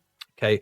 It was released in America in 1992. It was later used to promote awareness of the Rape, Abuse and Incest National Network, RAIN. Okay, in the UK, the single was re-released on August 10th, 1992. So that's why. Okay. I thought it was going nuts. I was like, surely all the songs don't sound the same. Yeah, we had another one, didn't we? Like, it seems to be a bit of Tori Amosism. Yeah. And then at number 52 is In Liverpool by Suzanne Vega. Aye. Which I really like. Yeah, I really like this track. I'm not a big fan of sort of much of the late stuff of this period, but this is a great track. Really sort of subdues that, and then just a great chorus. When that chorus comes in, just really good, really nice. Just has a knack that just gets me. Somebody in a voice, it just always resonated in my ears. It's all right. Fair enough. 23rd of August, in at number 22 is Take This Heart by Richard Marx. See, he's doing it again. He's doing it again, isn't he? Well, I said this, but yeah, I mean, is the heart he's giving away in this the heart from the victim in Hazard? That's what I wondered. Exactly. All of his songs, I Swear Lifted by the River, Take This Heart, Honestly, Gov, I Didn't Leave That Body There. It's not my knife. What do you mean, murder? You said murder. I said murder. You said murder. I don't know. Rubbish is what I thought of that. Yeah, it's so middle of the road. There's room to drive around it on both sides. Don't hog the middle lane, Adrian. Everyone knows that. Shouldn't. No. In at number 24 is Bulletproof. By Pop Will Eat Itself. Yeah, I don't like it. Gully's Gold, this one, another one. Yeah, it is Gully's Gold. There's no doubt about that. But I didn't like it. It reminded me of why I never liked him, actually, this track. Really? Yeah. I quite liked it. I'm not sure if I ever danced to it back then. It's better than the other stuff. That's I know I didn't. It's a bit fun. And at number 25 is Youth Gone Wild, Delivering the Goods, double side by Skid Row. You deliver your own goods. Don't get me started on things being delivered. Right, just as an aside here, right, I'm just going to tell you this. My partner sent her sister and 2 daughters. They send Valentine's cards to each other. They call them Galentines. They all send them to each other. Yeah, that's fair. She posted them last Wednesday, first class, right? She went to see one of her daughters yesterday, and she got there before the card did. That's crazy. What's happened to first class? There's a story on the BBC this week. They're prioritising parcels. Letters are just being left sat there. First class, you know how much the stamp was £1.60 or something. That's She got a book of 4 stamps that cost what, £6.40 or something. She set 3 of them off. They all took a week. So if she put them in a box and sent them inside a box instead of putting them in an envelope, they'd have got there quicker. No, they went in an envelope. Yeah, if she'd put them in boxes, they would have got there quicker. But she just basically posted 3 cards. They were going to different places in the country. They just never got out of Grimsby, by the sounds of it. No, I can empathise. Yeah, because my eldest lad's getting married, and he sent me a text today saying, "Did you get the wedding invite? We sent him on Monday." Yeah, no, you're not getting that till next week. Well, I hope you get it before his wedding. Otherwise, I'm not going. I'm not bloody going. It's September. It's Saturday. It's in September. Oh, you should get it before then. Well, I bloody hope so. I'm not going. Yeah, but yeah. They're just, Royal Mail's gone to crap. Yeah. Sorry, they just haven't. And if you work for Royal Mail, I feel for you because I understand it's all, all dictates coming down from the top and stuff like that. But God's sake, it shouldn't take a week for a first. It says on the website it will be delivered next. We aim to deliver it next day, and second class is 2 to 3 days. I dread to think how long second class takes. It's gone the way of first class on the trains. So if you travel you go first class on an aeroplane, it's expensive, and you get a bedroom, and in first class on some aeroplanes there's a cocktail bar. Yep. You go first class on the train, you get a free packet of crisps and maybe a coffee, and maybe your seat's relatively it's mostly not broken, but probably is, and the socket maybe works, but chances are it won't. Terrible. I know. Terrible experience. We need to stop though, because we just sound like old men shouting at clouds. But I'm not shouting at clouds. I'm shouting at the rail network. Sort yourselves out. I'm shouting at Royal Mail. God damn it! Trying to charge me £250 for a ticket from Newark to King's Cross. Are you mental? Absolutely. I hope you'll enjoy this also, because this is the direction we're taking the podcast in once this is all finished. This is going to be angry rants. Complain about stuff. Bloody trains, I'm telling you now. But well, you said Skid Row, well out of time. Well out of time, delivering the goods. Was the live Judas Priest cover as well? It was. Just give him a time machine, tell him to go back in about 7 or 8 years. Maybe you'll be a big hit then. Yeah. Put Negative Entropy on the guitars and they'll suck the sound off the record. I wish they would. Yeah. In at number 27 is Moving On by Bananarama. Or maybe they should just be Bananarama now, because they've lost one of the Nas. Yeah, there's not so many bananas, is there? There's only two of them now. There's just a pair of bananas, really.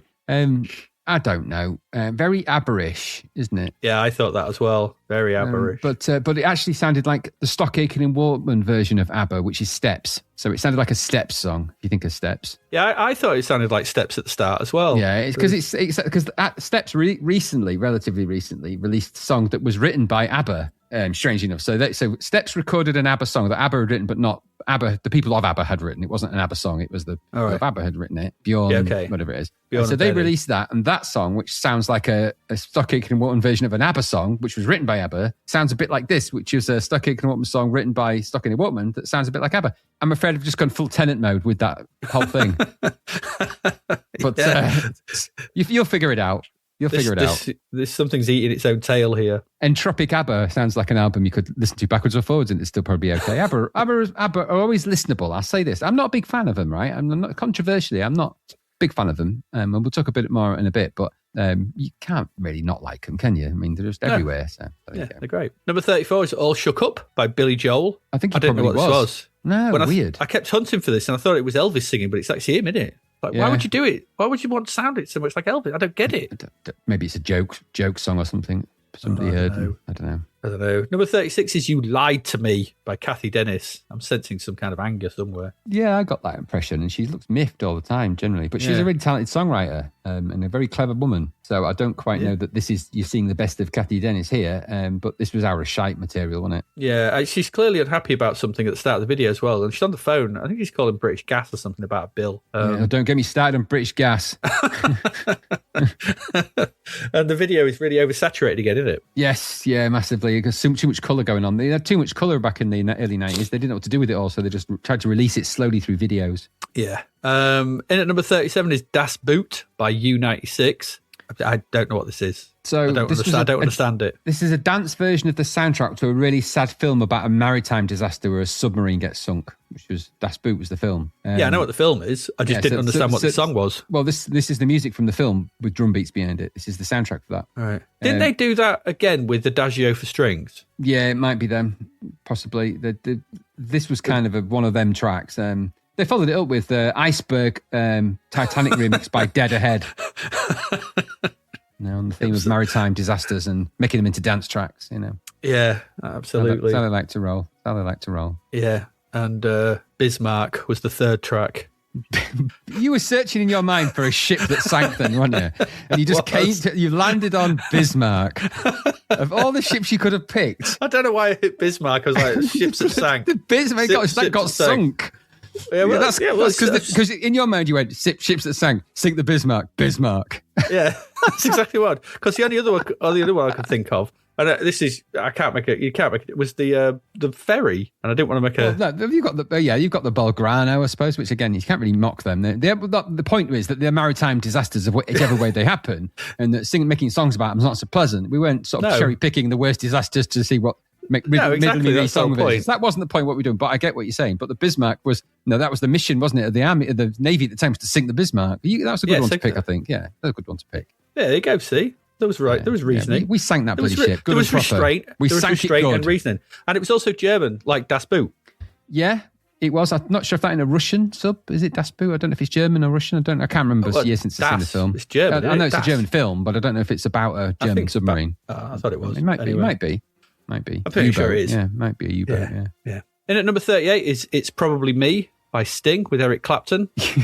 Oh, God. This might be the dullest thing to ever happen. Ever. God.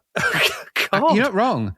It's like that song can't be bothered with itself. It gets bored of itself halfway through. It's like, bollocks to this. I'm not continuing. And it just rambles on, and it's just like, "Birds go high on a cold, cold ground. It was probably me." It's like, it was probably somebody, but even the songs give up now. It's like, it was you, mate. You made this happen. Nothing and this to do was with me. used in Lethal Weapon 3, wasn't it? Which is the worst Lethal Weapon. It was the opening credits, yeah. That's the one with Jet Li in it, isn't it? No, that's 4, isn't it? Is that 4? Oh, this just shows you I've erased 3 out of time and maybe space. it is 3. Maybe it is 3. I don't know. Yeah, I think 4 is because 4's the Jet Li one's okay. It's just the one where it's about 25 minutes of him sat on a toilet defusing a bomb. That's 2, isn't it? Oh, God. Was that 3? I actually think I've erased 3. I think I've succeeded in doing it. That's good. I honestly have no idea. Proved a time machine test worked. Absolutely. There is no 3. You tenanted yourself. I did. Good and proper. And in complete difference to the last track, in at number 43 is House of Love by East 17. Begun, the boy band wars have. And it's better than that Take That song at this point. Yes, yeah, it is. The House of Love. And I forgot this had so much rap in it. And as much as it pains me to say, that chorus is incredibly stupidly catchy. That was East 17, though, wasn't it? They were designed to be catchy. It was Tony, what's his face, the main songwriter, wasn't he? He could write a decent tune. Yeah, he was. And they got, they just plucked 4 guys from East 17. He was, everybody Brian in the Harvey. House of Love. What love? Yeah. It's catchy. It's catchy, but it's funny how it all worked out for a minute with the lead singer running over his own head when he was eating a jacket potato. And I was trying to remember. I knew that story, and I was like, do I put it in? Yeah, okay. That did happen. You can't deny that. He ran over his own head. Yeah, he did, while eating a baked jacket potato in his car. He dropped it, didn't he? Tried to pick it up. Tried to pick it from his car, reversed over his head.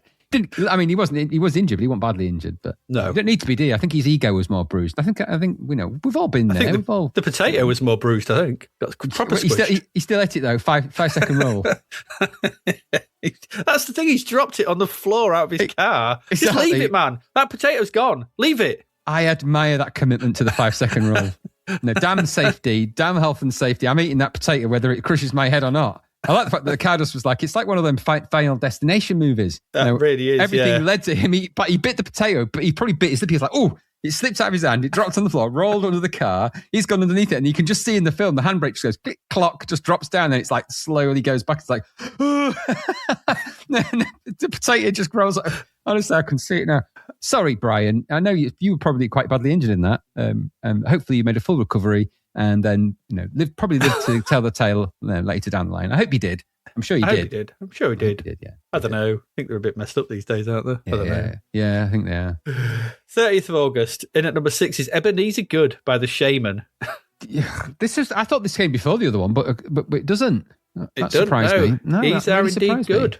According to them guys, totally. Yeah, it's just it's just stupid. It is, and I've listened to this, right, and it's hard. It's incredibly hard to be objective about this song because it's just so stupid, and it is annoying. Again, it manages to be catchy. It's annoyingly drills into your head, and it's like, I want to dislike this. Every fibre of my being is going, you should hate this, and I go, I can't, I cannot, because it's got Mr. C rapping. Well, yeah, and I keep seeing him going, oh, like a 7s, and I'm just like laughing. And of course, it's got that famous comedian in it, hasn't it? At the time, it's quite controversial. Jerry Sadowitz is in there, and also, of course, it was played in Gulliver's. This was Gulliver's Gold as well. It was played a lot. I just remember going, everyone chanting that, he's a god, he's a god, he's a god. And then that, has anyone got any fears? Lovely. Yeah, you see, it is just one of them annoying, catchy songs. Yeah, but just to say, these aren't good.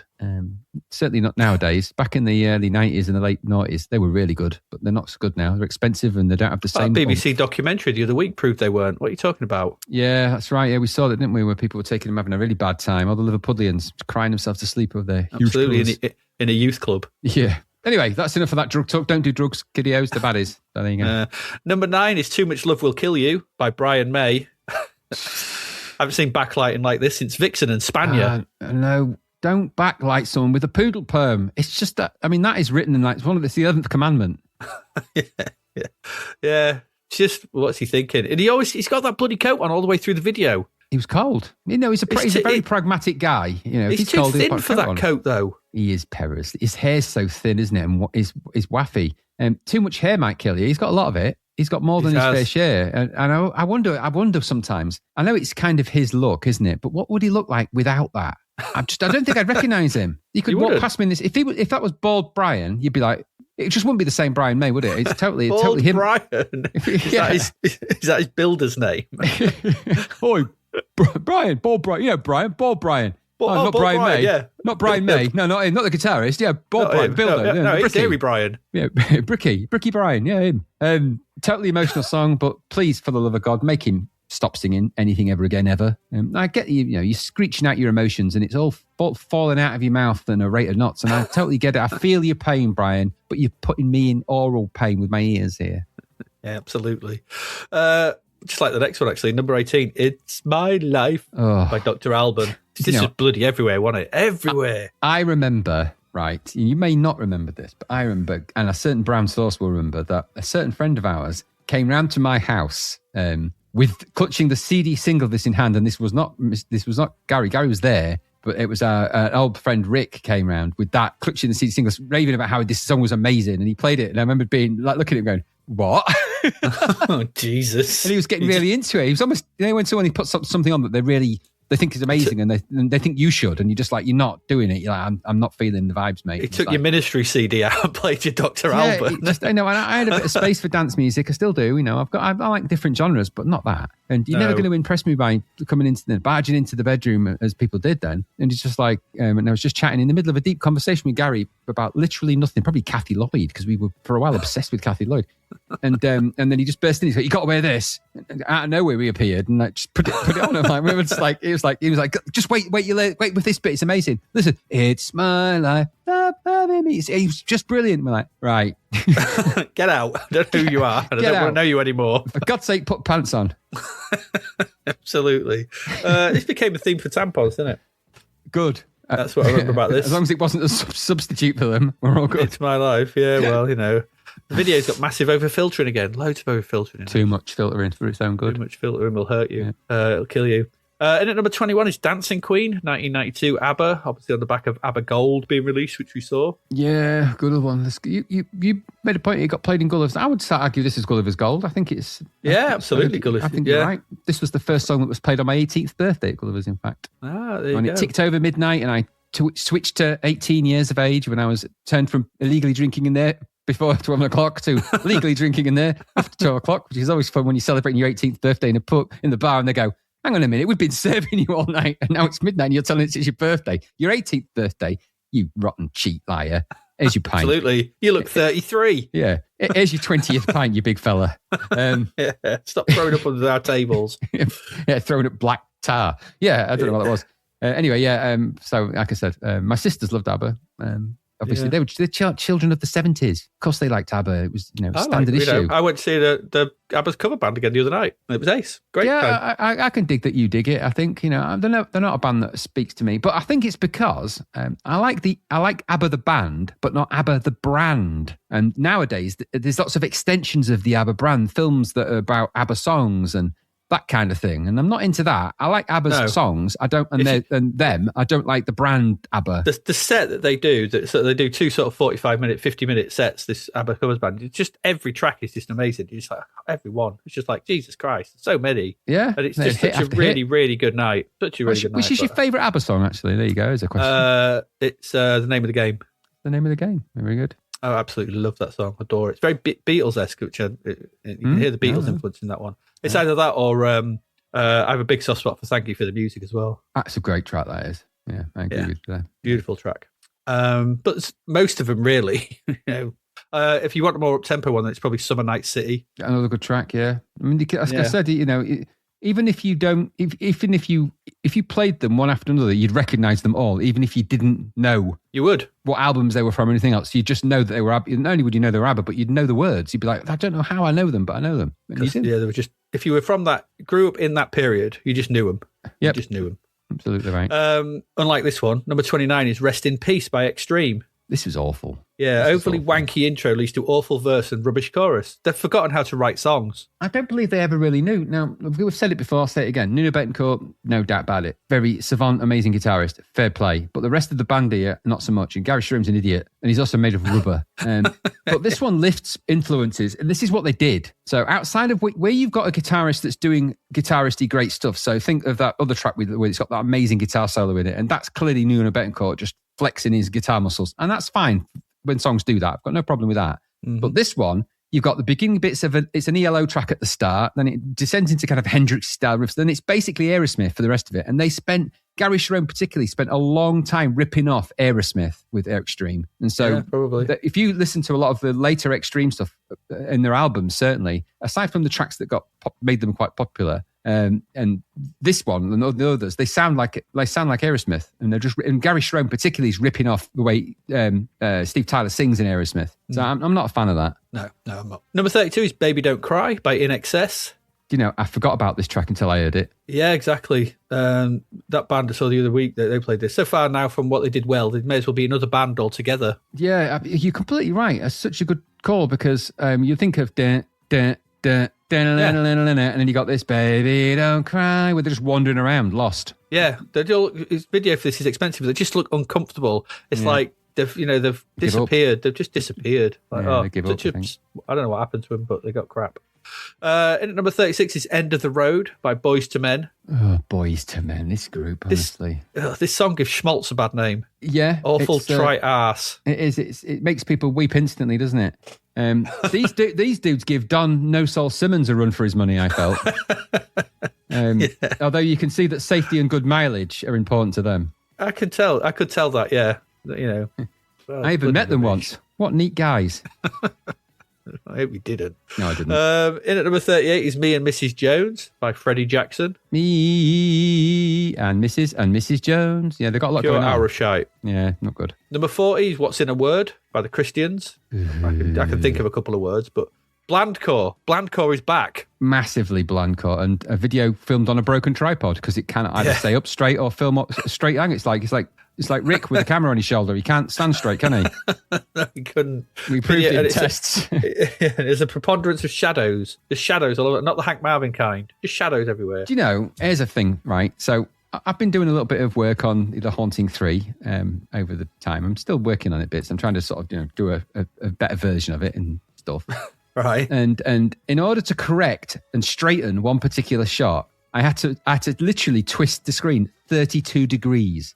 Bloody hell. That's how off he was when he stood and held that camera. He held it at wherever 32 degrees incorrectly is. So I had to literally tilt and zoom because he held the camera at such an angle. When I straightened it, I had to zoom in further because it wasn't right for the ratio. Bars. Yeah. It's incredible, isn't it? Yeah, that's dreadful. Mad. I mean, it looked better straight, obviously, but crazy. It would do, yeah. Yeah. It was like the shot when it sort of fades, it goes up to the clouds and then comes out of the clouds and there's over the church, and he filmed the church in the shot. And you're supposed to be have the clouds. The clouds. Film the clouds and move down to the church so we can cut. We can fade between them. Yep. That's the exact shot where I literally had to straighten it. And also slightly shorten it because of his cack-handedness. Yeah, I had to fade it to grey because he couldn't film clouds. Yeah. How hard is it to film clouds? Just point up. Maybe he thought you said clowns. Well, just pointed the camera at himself. In at number 73 is "I Am One" by the Smashing Pumpkins. I don't remember it. Do you not remember this? Oh, I do. They used to play this at Gullies quite a lot. I recognised it. I know of them and I recognised it, but I think when I heard the first few bars, it made me think I'd just be heading to the bar at Gulliver's by now.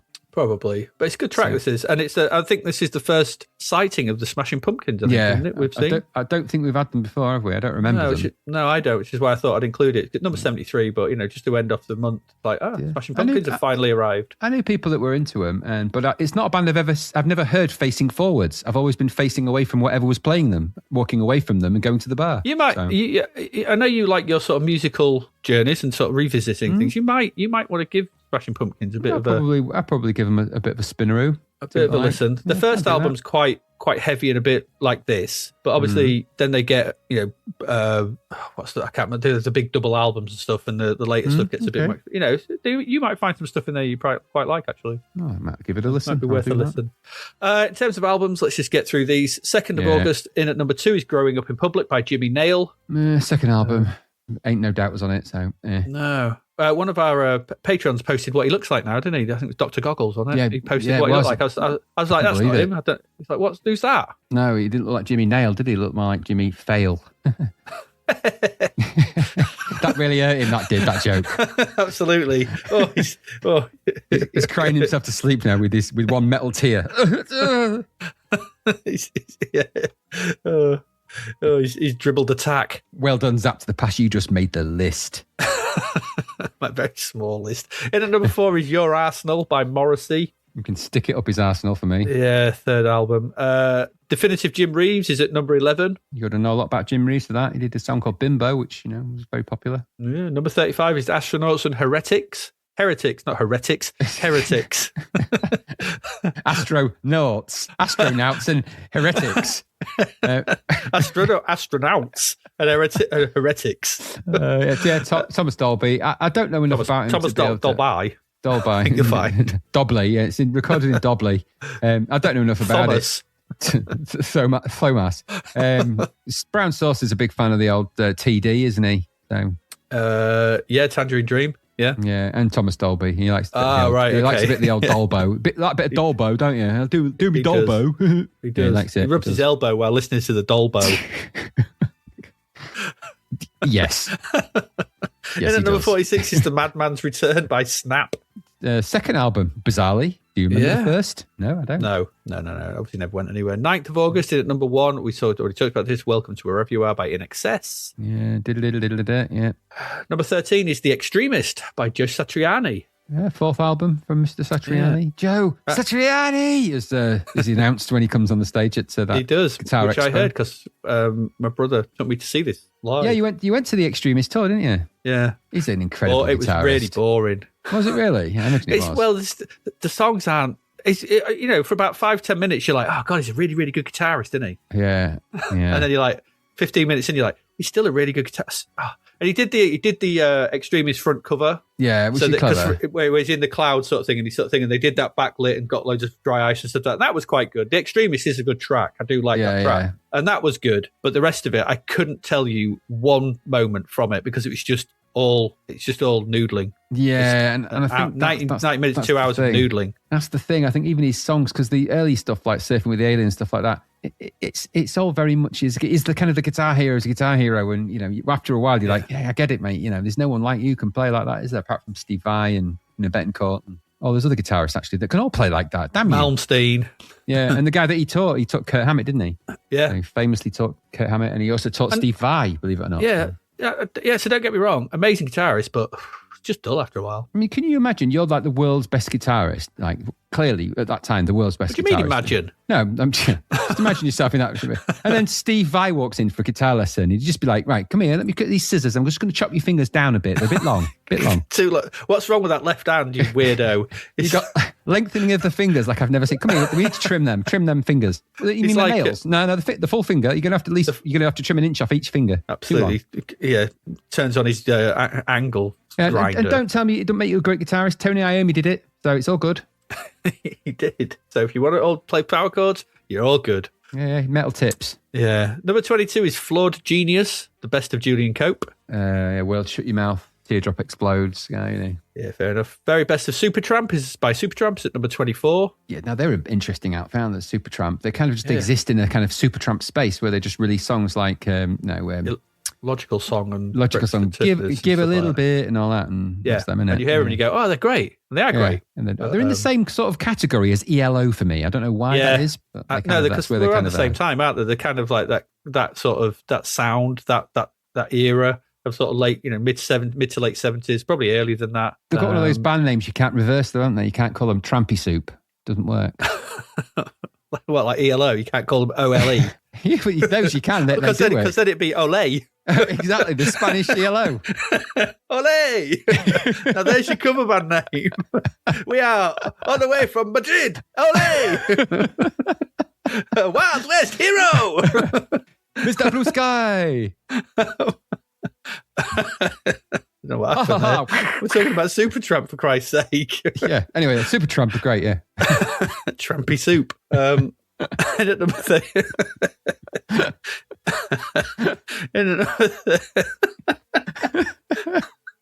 Oh dear. Spanish yellow. Hey! That's really tickled me, that has. Oh, Jesus. I can't read. And at number 32 is Tour Souvenir Pack by Michael Jackson. I don't think this is right. What's that? He's right. It was believe it or not, it was a 4-album fan pack that he released with extra tracks on. So yeah, that's what it was. All right. And at number 44 is Don't Think Twice, It's All Right by Barbara Dixon. Barbara Dixon is the anti Bruce Dickinson. Yeah, she is. And she's the she's like it's Bruce Dixon and Barbara Dixon. It's Jekyll and Hyde. Talk to Jekyll and Sister Hyde. I want to see a version where she goes into a cafe and just angers everybody and just is pissed off at the sausage roll prices or whatever it was in that video. Absolutely. Yeah, exactly. Yeah. I remember that crappy Hammer film for Jekyll and Sister Hyde. Yeah, they were in it. It was, about Bruce and Barbara. And on the 16th of August, in number 13 is Red Heaven by the Throne Muses. Yeah, okay. Album of theirs. Yeah, number 42 is Machine Plus Soul, Gary Newman. Yeah, neither of which were present. And the Machines definitely, not the Soul though. No, just a bit not. clunky, plunky, punky, not very good. Industrial stuff. He tried for industrial and it didn't quite work for him. 23rd of August, we've already talked about number 1, the best one by the Smiths. Yeah. In at number 9 was Some Gave All by Billy Ray Cyrus. And debut album from Mr. Achy Breaky Heart himself. Both of those titles and his name sound like Steven Seagal films.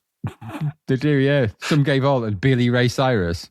Yeah, 3 words. It's a Steven Seagal film.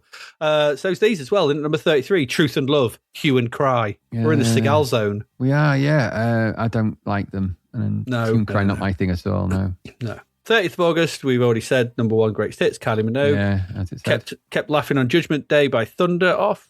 They were number 2. Yeah, okay. What's the second album? I thought they'd done more, but it's the second. I thought so as well.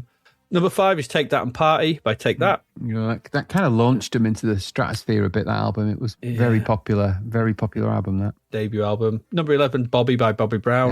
No, we don't do him. Number 14, The Definitive Patsy Cline. Yeah, the less definitive. 1932 to 1963. Jesus. Well, the less definitive or blurry Patsy Cline album wasn't very popular. No one can sort of make it out. No, it didn't play properly. It just jumped around the needle on it. It did. And at number 20 is John Cicada with John Cicada. Yeah, he makes a lot of noise in Spain, doesn't he, Cicadas? Absolutely. He's trying to drown out the Spanish ELO.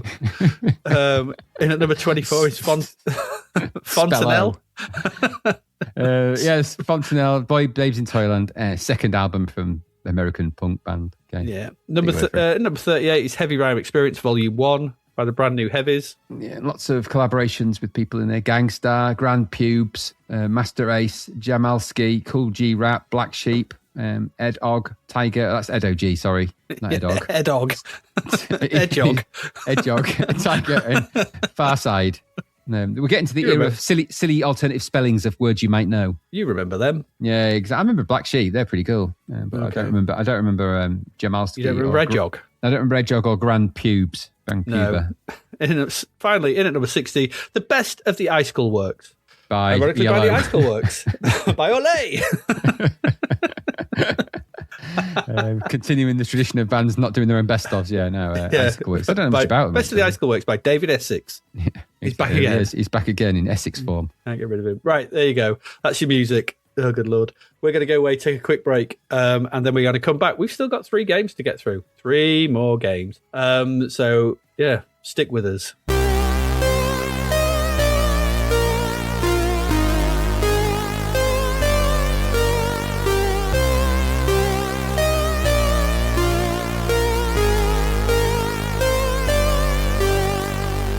The novel Escape from the Commodore 64 by David Hearn is out now.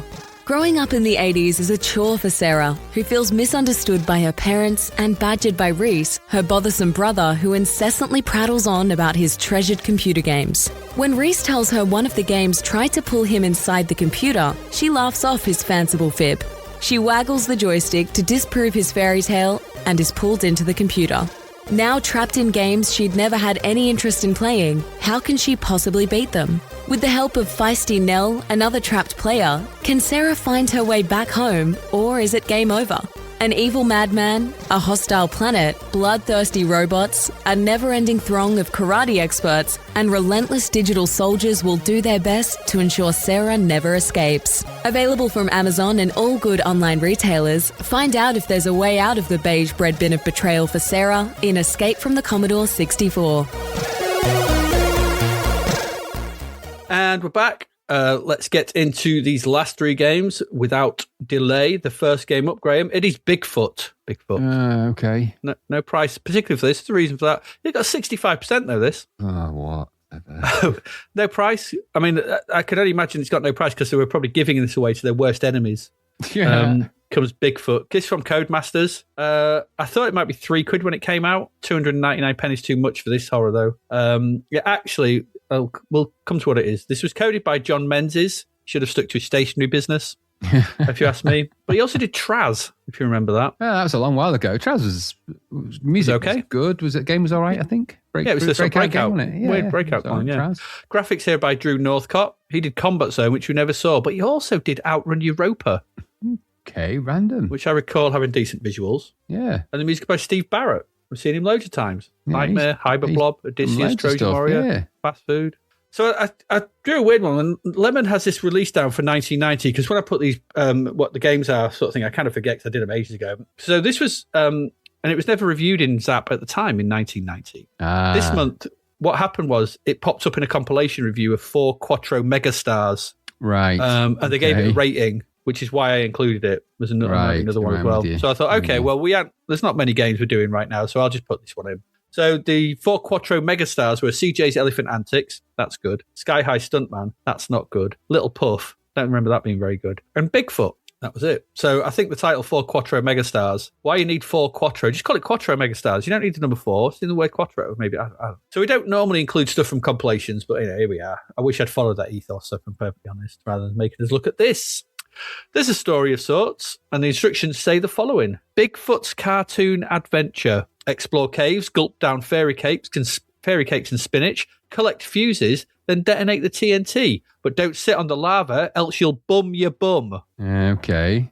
I didn't know if that means supposed to be sort of spelled as burn your bum, but I copied this straight out of the text, and it said bum your bum. I was like, I think that says burn your bum, but I don't want to know what bum your bum means. Instructions. Bigfoot's mission is to rescue his girlfriend, who's been captured and locked in a cage by a sadistic madman. He must blow the lock on the cage by connecting a high-voltage wire to it. But there are 2 breaks in the electricity cable. The first is by the lamppost. Where is this set? Bigfoot must drop soup tins from the top right of the lamppost to bridge the gap and make this connection good. The second break is next to the cage itself. Cut a piece of wire from the disco sign to fix it. Soup, fairy cakes, spinach, disco signs, all things I associate with Bigfoot, I have to say. Because none of that matters, though, as this is another in the long line of really dreadful platform games with terrible controls. In fact, the controls in this are some of the worst I've ever had to wrestle with. They're so bad. The game loads up with a loading screen that is a version of the cover, but instead of brown fur and face, which you'd kind of like associate with Bigfoot, it's now black and grey. He's got a yellow face and hands. I don't know what happened. I can only assume the artist was colourblind, didn't know what they were doing, because I don't understand this. The screen also has the UI on it. Why is the UI screen on the loading screen? I don't get it. Because it takes up a portion of the lower screen, quite a chunk, and a large portion of the right-hand side of the screen as well. On this UI are 3 commands in the bottom left-hand corner: pick, drop, and use. And these are in a vertical row. Next to this is a box labelled items. There's another box labelled energy. And on the right, we have the Codemasters logo, your score, and a number of lives. When the game loads, we get a fairly funky bit of music to listen to, but not much else. So pressing fire starts the game. So I'm just going to have to blow my nose a moment. Hang on a minute. Okay. All right, where was this? Okay, when the game loads, we get a fairly funky bit of music to listen to, but not much else. So pressing fire starts the game. At this point, the music changes to a really grating, high-pitched tune. Maybe yearn for all those games we've bemoaned and that never had music, because it really hurt my ears. I didn't like it at all. Awful thing. You can turn it off with F1. I suggest you do that. So this game, oh God, it's a flick screen platformer that takes place in the top left of the display because all the rest is UI. Once you get going, the energy bar fills up. There's an energy bar in the energy bar box, and your Bigfoot starts in the bottom left, and there are a series of platforms and water. It's all very small and cramped. It's not helped by the controls. You move left and right to walk in a kind of sort of jerky motion, and you pull down to pick up items, fire to jump, and you can only jump forward, not up, though, which is a pain. It does say in the instructions that you press up to grab onto ledges. I don't think that's the thing, because I can never do it. Dotted about, you'll see some fairy cakes and spinach, and you can pick these up by standing next to them and pulling down.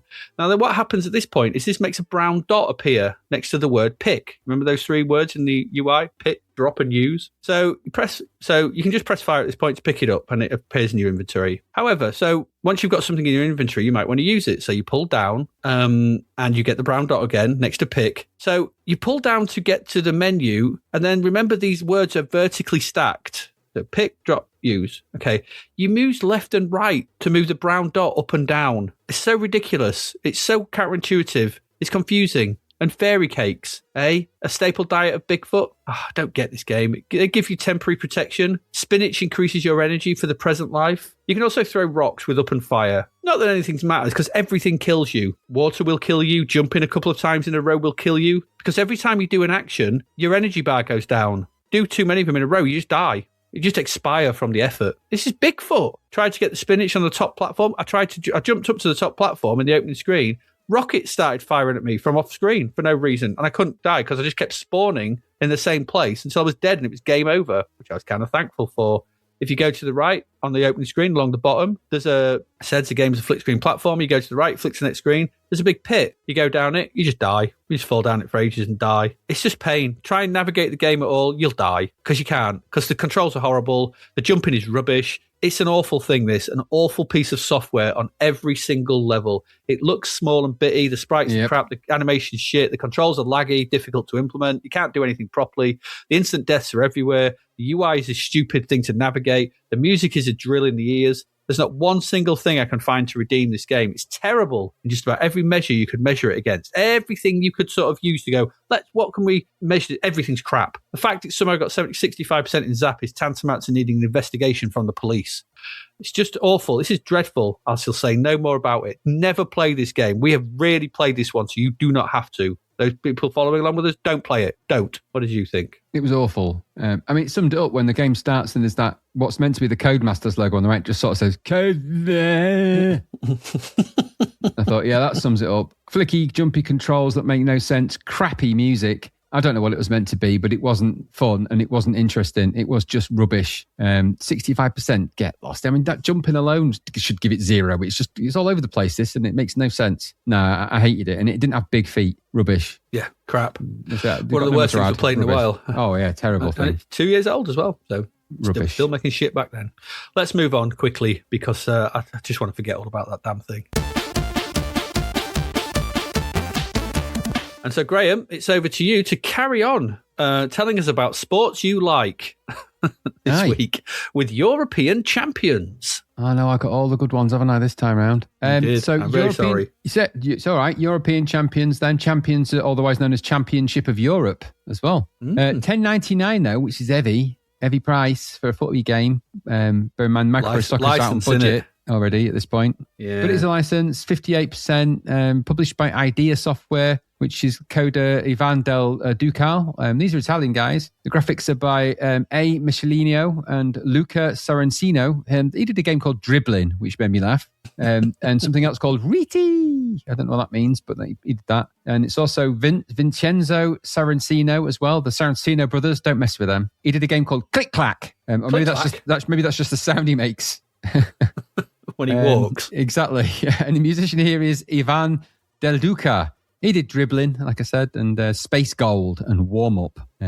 Okay. I think there may be literal translations. So this is a football game, of course. Footer. The Italian developers have stepped in, haven't they, to create basically a kickoff variant. This is licensed from, I want to say it's an arcade licensee, isn't it? Taito, was it, I think? No, it's not. No, I don't think it is. Well, like an arcade logo came up at the start. when it started up. I think, or maybe that was the other one. We had 2 games and one of them was the wrong one. Anyway, it doesn't matter. But this is basically a Kickoff Sensible Soccer Micro Pro Soccer variation, one of those. You'll be welcomed with a simple enough title screen. It looked like a crack trophy for a group called European Champions, ironically. Yeah, it did. But it's okay, it worked. I quite like the animated ball selector for the icons because there's a fairly rudimentary menu system for this. But it does have annoying disk loading on this, which was a bit slow, I thought. And also it looked like it crashed when it hadn't. I don't know if that was just my version of it, though. Maybe the crack by the European Champions wasn't all it was meant to be. I don't know. But again, the music was all right, if maybe really completely forgettable in its own way. You choose from options. There's 4 icons on the screen. You've got field, a type, which is a choice between dry, wet, and snow when you get to that. You've got time, so you can choose the length of the match. You have friendly, which is a friendly game. Championship, which is a championship game, or you can save. So there's your options. When you get to the next screen after that, you can choose your team from teams like Spain, Iceland, Albania, Scotland, Bulgaria, Romania. I'm guessing they're the European Champions League, or whatever that is. Maybe. And then once you get past that, you then select your players. So you're presented with your list of players. They're already pre-selected, but you can change them if you want to change the arrangement. And they are the legit names of the players. England, for example, was Woods, Seaman, Pearce, Parker, Walker, Wright, Robson, Gascoigne, Platt, Waddle, Beardsley, Lineker, Barnes, Smith, and Bull. Yep. And it's also got their stats and their position. So, you don't want to be playing them out of position, do you? But you can, there's a little toggle switch and you can toggle the ones that you want in or out. If you want to do that, you can. If you don't have to, you can just go straight to, go, if you like. Yep. Anyway, so you'll do that, change the lineup or don't. And then you get to the match itself. Then loading took place, which was ages. Even on Warp, it seemed to take forever. And then a couple of extra options and the kickoff happened. And then you're very much in kickoff territory after that. The main screen of the game is the classic top-down view, which goes up and down, top to bottom. And you've got a little radar view of the match on the bottom left-hand corner. And then underneath that, you have your player and score and time underneath that. Standard stuff for this kind of thing, I think. So again, there are, like I said, you can choose the sort of various options to get to this point if you want to. You don't have to, you can just go. Anyway, control is, I say control. The way you move your players, should you want to move them, is with the joystick. It plays like other games of this type, I suppose. But the players dart around a lot in this. It's never clear on which one you're controlling at any given moment because it moves around pretty quick.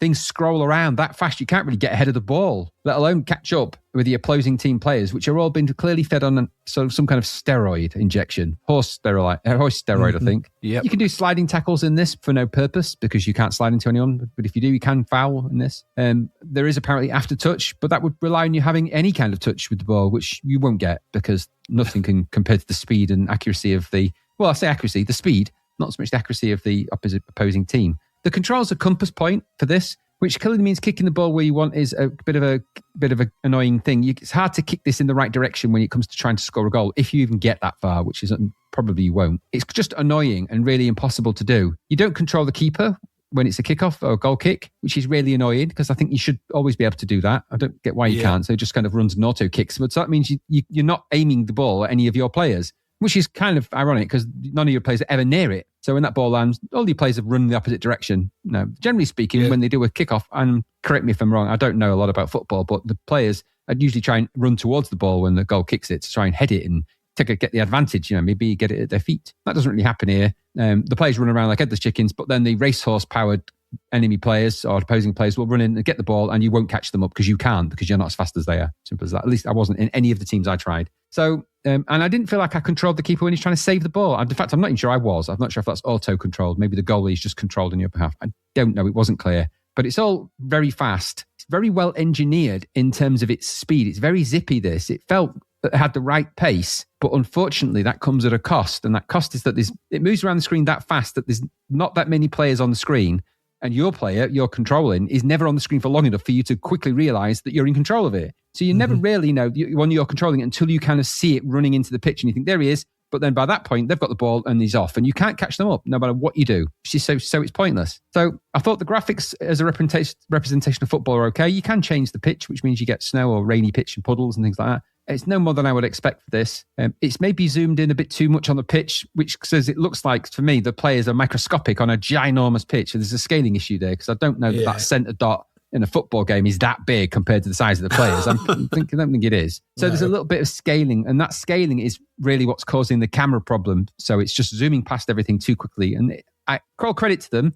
You made the game at the right speed, but the players needed to be at that speed as well. That's how kicks at kickoff speed. It's a genuinely fast football game, but it's too fast to really see what's going on in control. You can't position your players correctly. You can't really see where the ball's going. You can't catch the ball anyway. You can't really catch a break in this. It's a clone, and it's a good one of the look of the game and the speed of it.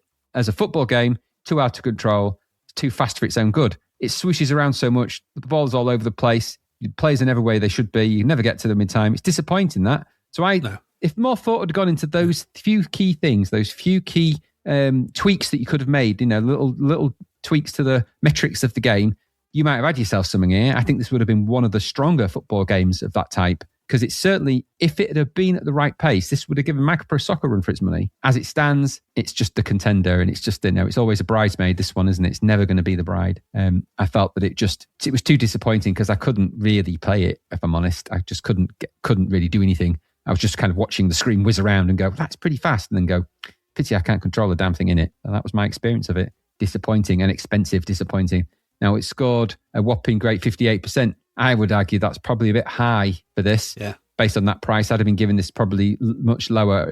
Same score around the cricket game, I think, 20 to 30%. But they obviously were convinced a bit more than I was. But what about you? Yeah, I've written the same kind of stuff. My first comment is this actually playable? Yeah.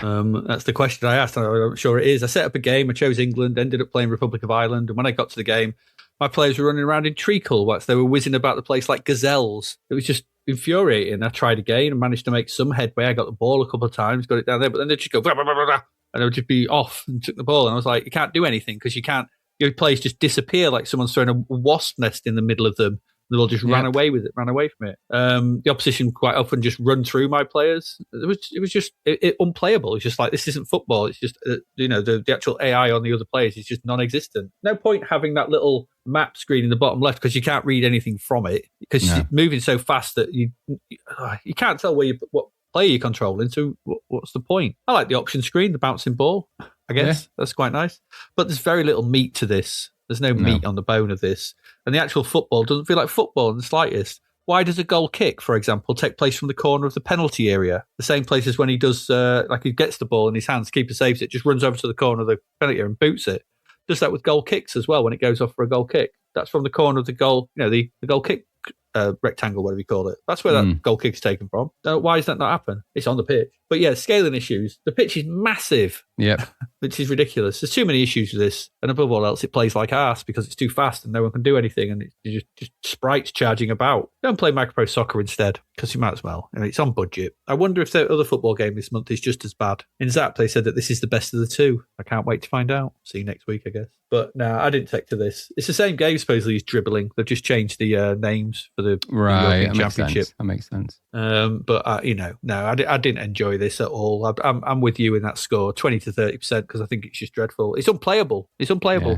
In Zap, they're like, it's dead easy. You just get the ball and go in and you score loads. It's like you can't get the ball because your team's not fast enough. Republic of Ireland are not that good.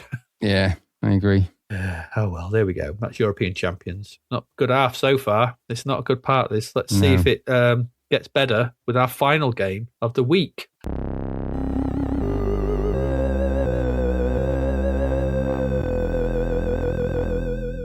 And that game is another full price one, 12 quid. Got 87%. This is James Pond 2, Codename Robocod. Okay, for the full price comes the sequel to a game never released on the C64. We never got James Pond, so, oh well. It's James Pond 2, Codename Robocod. Yay, and it was yours for the princely sum of £12, which is quite a lot. Because you could probably just stab your eyes out with forks for free and have pretty much the same experience. But what do I know? This was originally released on the Amiga, ST, and Mega Drive in 1991. Do you know how many platforms this has come out for, Graham? No. A bewildering amount. Apart from the C64, after the Amiga, ST, and Mega Drive, this has come out. This has seen releases on Acorn 32-bit, the Amiga, the Amiga CD32, DOS, Game Boy, Game Boy Advance, Game Gear, DS, Switch, PlayStation, PlayStation 2, PlayStation 3, PSP, Master System, and the SNES. Whoa. I don't know why, but here you go. People seem to love this for some reason. I do. So what is James Pond 2? Well, according to the wiki, James Pond 2, Codename Robocod, also known as Super James Pond on Super NES and Game Boy in North America, Super James Pond 2 in Europe, is a 1991 platform video game, the second installment in the James Pond series after James Pond Underwater Agent.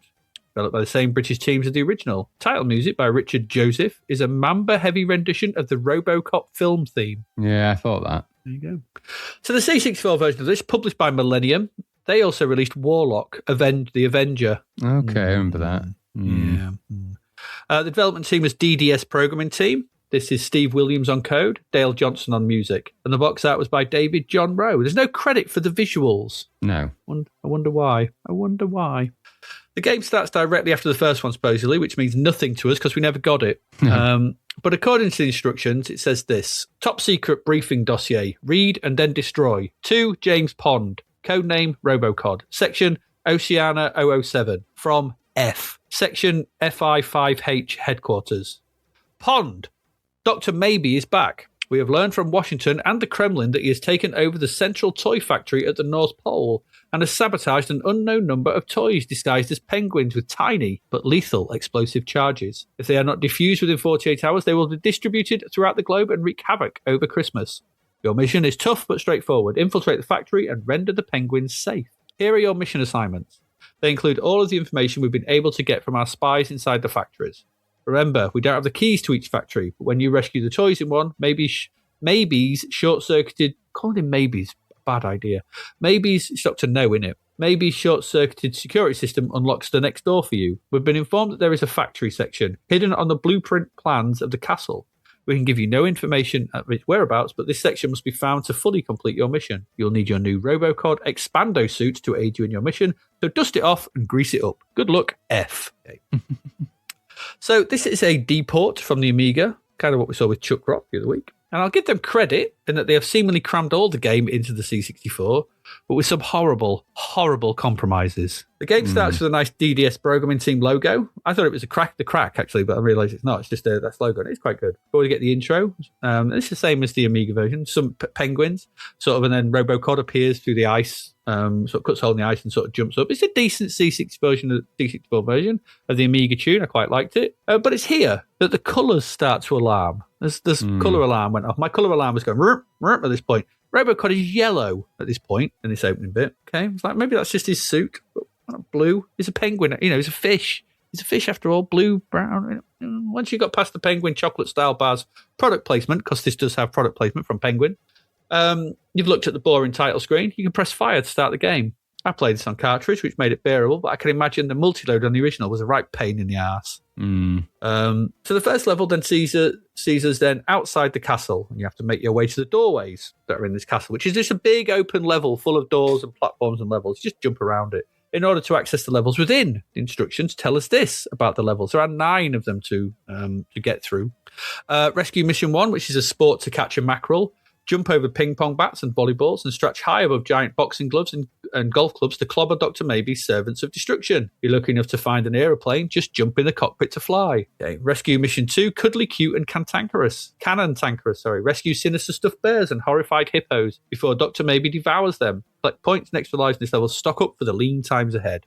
Okay, Rescue Mission 3, pick up a penguin. All the world's holiday cake, sweets and biscuits are made here in Santa's confectionery factory. Battle half-baked cherry pie soldiers and Maybe's mutant caterpillars to make the sour sweets edible again. Rescue Mission 4, Crazy Cars and Cranking Cogs. Model trains, hungry cars and crazed wind-up dolls chase you through the ins and outs of the mechanical toy factory. Remember, Dr. Maybe has a screw loose, so stay on the tips of your fins. Rescue Mission 5, Bubbles and Bathtubs. There's only one way to rescue the toys made especially for bath time. In the bathtub, bump the very first mystery block you see and a tub pops out for you to use. Push the joystick up to jump in, then fly up. Okay, be sure to check near the bottom for golden anks, extra lives. Rescue Mission 6, Batty board games. Vicious chess pieces and foul dominoes abound in the board games factory. Defeat legions of snakes and climb high ladders to rescue hostage toys from the hands of Dr. Maybe. Use your super stretch ability to reach secret rooms and rescue unhappy toys. Number 7 is Castle Castellation. Run across blocks and escape angry flowers to get over the obstacles outside the castle. Leap on castle windowsills to reach the top of the castle and save the toys. Flowers only attack when you get too close. Always the way. Rescue Mission 8, Music Maestro, please. Stereo systems, paintbrushes and typewriters were never as unfriendly as this. Work your way through the factory of the arts and don't waste time. Rescue Mission 9, Big Top, Big Hop. Big tops and clowns turn into big problems and Trowns and Dr. Maybe's circus. Get shot out of a cannon into adventure while collecting all you can. You're almost ready to confront Dr. Maybe. Blah, blah. Good luck, Robocod. Right. Okay. To navigate these levels, you can move left and right, but be careful because it's all inertia-based. Lots of inertia in this. And use up to jump. Do a big jump. Huge jump. You can control it as well. If you stood still, you can hold up and fire to make you press fire and hold up. This makes Robocod stretch upwards, and then you can grab onto ledges above you and shimmy to the left and right among them to sort of get over pits and things like that. It's quite cool. I quite like that idea. You can also slam down onto baddies by jumping and then pulling down to compress Robocod. I never seemed to get this work. It just sort of compressed but didn't do the slam. I don't know if I was doing something wrong. You can also hold down when on a platform, and this allows you to move the camera below you to see what is there. That's quite nice. Suppose. As you make your way through the levels, you can exit the levels by finding the barber's poles that are dotted about that sort of signal the end of the levels. Moves you on to the next one. There are bonus blocks to hit from underneath, Mario style, to reveal stuff like power stars, suits of armor, wings, golden anks for extra lives, and umbrellas to soften your fall, or skulls which instantly kill you. This all plays out in the top 4/5 of the screen, which has the multi-directional scrolling levels, and at the bottom is your remaining lives. And this is a picture of Robocod, and he's got his hand sort of doing with his fingers up. And so the number of fingers he's showing is your number of lives. He's in his other hand is sort of some green sort of bars, and that's your remaining energy for that life. So yes, they've managed to fit this into the C64, but the main compromise comes in the visuals for this. Oh, the visuals. This is an ugly game. Ugly game in both its use of colour and its scrolling. I imagine that scrolling did your eyes in. The first thing you will see is a brown Robocod. All medium all medium res and ugly against the striped background of yellow, brown, red, and green. I was like, what is this? In front of this, barely discernible snow and stuff is the floor, and yellow and white fencing in front of that, or red and white fencing in front of that. It's a horrible clash. Horrible. All that white. I could hear those CRTs whine from this to time itself. And you move to the castle. There's this awful dithering. Used for the castle wall. Purple doors, yellow steps. Because of all this, the scrolling is just jerky. It's really jerky. And so all this kind of mash of colour is just jerking about while you control a brown fish. Oh, God. It's really headache-inducing. It's so ugly. Perhaps one of the ugliest games I've seen on the machine for its use of colour. We just played a game with a green Indiana Jones in it. Yeah, it ain't good. You know, I don't know. The music is kind of jolly, though, I suppose. It's all right, I suppose. And I suppose if you can stomach the nauseating visuals, you might find the controls to be okay. Robocod moves at a decent pace. There are things to collect, levels to make your way through. The inertia's all there. The sort of secret moves, the hanging and stuff, the things like that, all works. But making my way through a few of them, I found it all to be really dreary and empty of any real challenge or purpose. It's just dead boring. It's massive. There's massive levels with naff all to do. I just meandering about areas with ping pong bats and balls and snakes and things. It felt really boring and unengaging. I had a look at the Amiga original, found that to be somewhat the same, just with much better visuals. And I questioned myself, what is the appeal of this game? I don't get it. Why has this been ported to everything? What's happened? Yeah. The levels don't seem particularly inspiring. And if we're talking about the C64 version, then on top of this, you have the god-awful visuals to contend with as well. Like I said, so much white in some of these levels. Like I said, you could hear the whine of the CRTs reaching through time. They're tenet. Someone needs to go back and do something about this. No, I didn't enjoy this at all. I found it dull and ugly. And there was nothing here that made me want to persevere with it. It may be technically interesting to see how they managed to fit an Amiga game into a C64. And they did, with lots of loading, I can only assume. But the visual cutbacks here are just too much. They're too harsh. And that's the weird thing, right? They never had to be that way. This didn't have to look like this. I don't know who chose these colours or why they decided to do it like this. No, I agree. We've got loads of big screen platformers with loads of jumping around like that. They didn't have to have that dithering. They could have just had a block of colour. They could have had a proper, why Robocod in the Amiga one is blue. Why is it not blue here? We've got blue. We have blue. Yeah. The blue sprite. I don't get it. And on top of that, the core gameplays and all that either. I didn't understand. I didn't understand how this got. What did it get? 87%. I don't get it. Crazy. I don't understand this game. I don't understand. I mean, people obviously love it, but not me. I find this fishy. This one real fishy. Not for me. This is so ugly. So ugly. When I first put it, I was like, is this broken? No, awful. What did you think? It's a far cry from the Amiga one, isn't it? The Amiga one was, it was all a bit much of a muchness. It was all, everyone raved about it. I was never a huge fan of it anyway. I know it's been out and everything, but this version's awful. Crappy, jerky scrolling. We've seen smooth scrolling on the C64. I'm thinking back to Daffy Duck and everything about that, and then I look at this. this jerky scrolling, multicolored nightmare. This is colored by someone that had an idea of color. Maybe it was explained to him or them. But it's a mishmash of all sorts of stuff that isn't working. The style of it's all wrong. The backgrounds are just awful. And it's just unpleasant to play. It's unpleasant to look at, and that makes it unpleasant to play. And then on top of that, you've got crappy controls, an unpleasant experience. It's just not very nice. It's like, it felt not finished properly. It felt like a really poor version, like they just did it and get it done, get out the door, done. Yeah. There's no love in that game. There's no passion in that game. There's no one sat there and really wanted to make a good conversion of that. They have just literally pushed the data, crammed the crappy sprites that they've done into sort of some kind of a C64 version. A lot of them look like a giant toilet roll. Or meant to be a licorice shore sort of thing, just like a toilet roll. Yeah, dreadful. It's just crap. And that meant the game itself was just an afterthought. The actual game itself on the other formats looks like a classic 16-bit game with the graphics have that 16-bit look about them. Yeah, it looks lovely on the. I'm just looking at the Amiga visuals right now, and they are lovely. They are genuinely really nice. Really nice looking thing. And it plays well on those formats, but they didn't take any of that and scale it down well. They've just kind of gone, the C64 does it like this. There you go. It's patchy, horrible mishmashes of colour that make no sense. It's awful. And I couldn't think of anything redeeming about it. I really didn't enjoy playing it at all. It's just, and for the price it got. Now, the price is one thing, 87%. Dream on.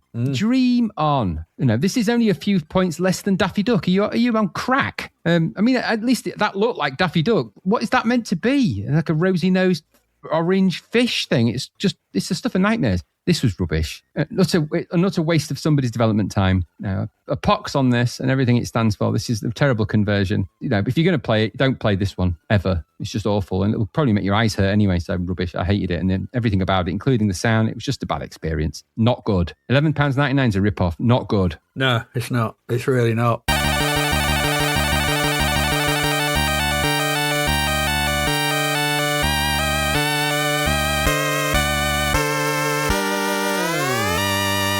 So that, Graham, is one of the worst parts of this podcast we've ever had to do, I think.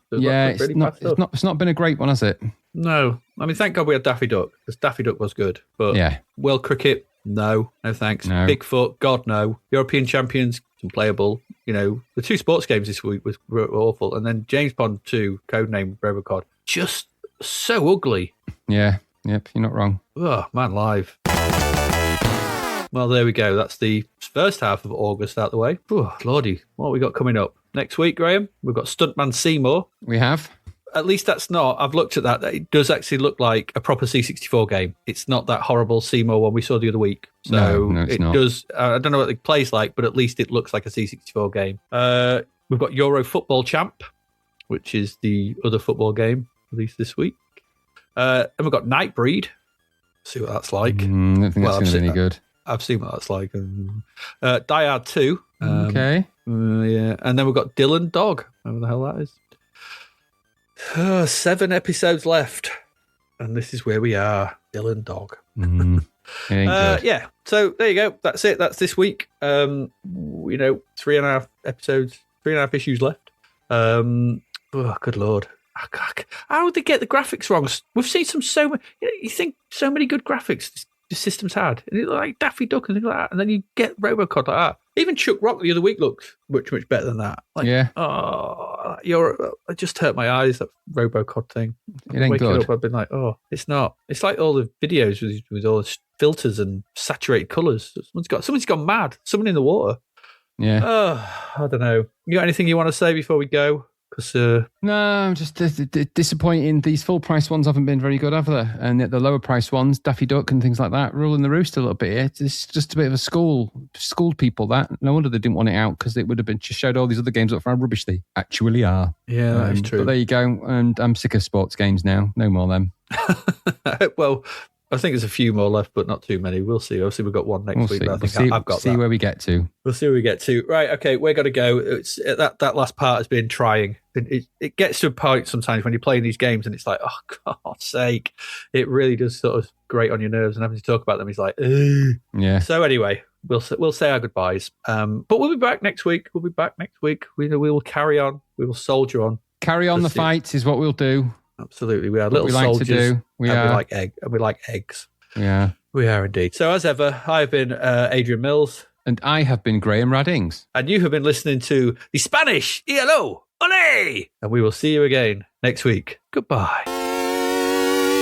Thank you for listening to the Zapped to the Past podcast. We hope you enjoyed our deep dive into the world of Commodore 64 games, as well as the music, films and TV from around the 1980s, driven, of course, by the issue of Zapped 64 magazine published at that time. We will return with a whole new batch of games and stuff to talk about next week. Until then, if you want to listen to or download previous episodes of Zapped to the Past, and why wouldn't you, they can all be found on our website at zappedtothepast.com, as well as being available on Podbean, Apple Podcasts, Google Podcasts, Spotify, Deezer, Audible, Player FM, and, well, pretty much anywhere where we can upload them. By the way, we do always love to hear from our amazing listeners, so if you'd like to contact us about anything in the podcast or beyond, you can do so by emailing us at zappedtothepast@gmail.com. We're also active on Twitter under @ZapToThe, as well as Facebook, Instagram, and most social media platforms. Just search for Zapped to the Past and you'll find us. Oh, and if you like the podcast and what we're doing, please do like, share, review, rate us. It really helps. Something. Apparently, the Zapped to the Past podcast is written and produced by Adrian Mills and Graham Raddings, and recorded at Flaky Bits 2.0 Studio. All opinions expressed are those of the writers, and while we indeed love Zapped 64 magazine, the Zapped to the Past podcast is not affiliated with it in any way. Stay safe, see you next time, and remember, we play these games so you don't have to.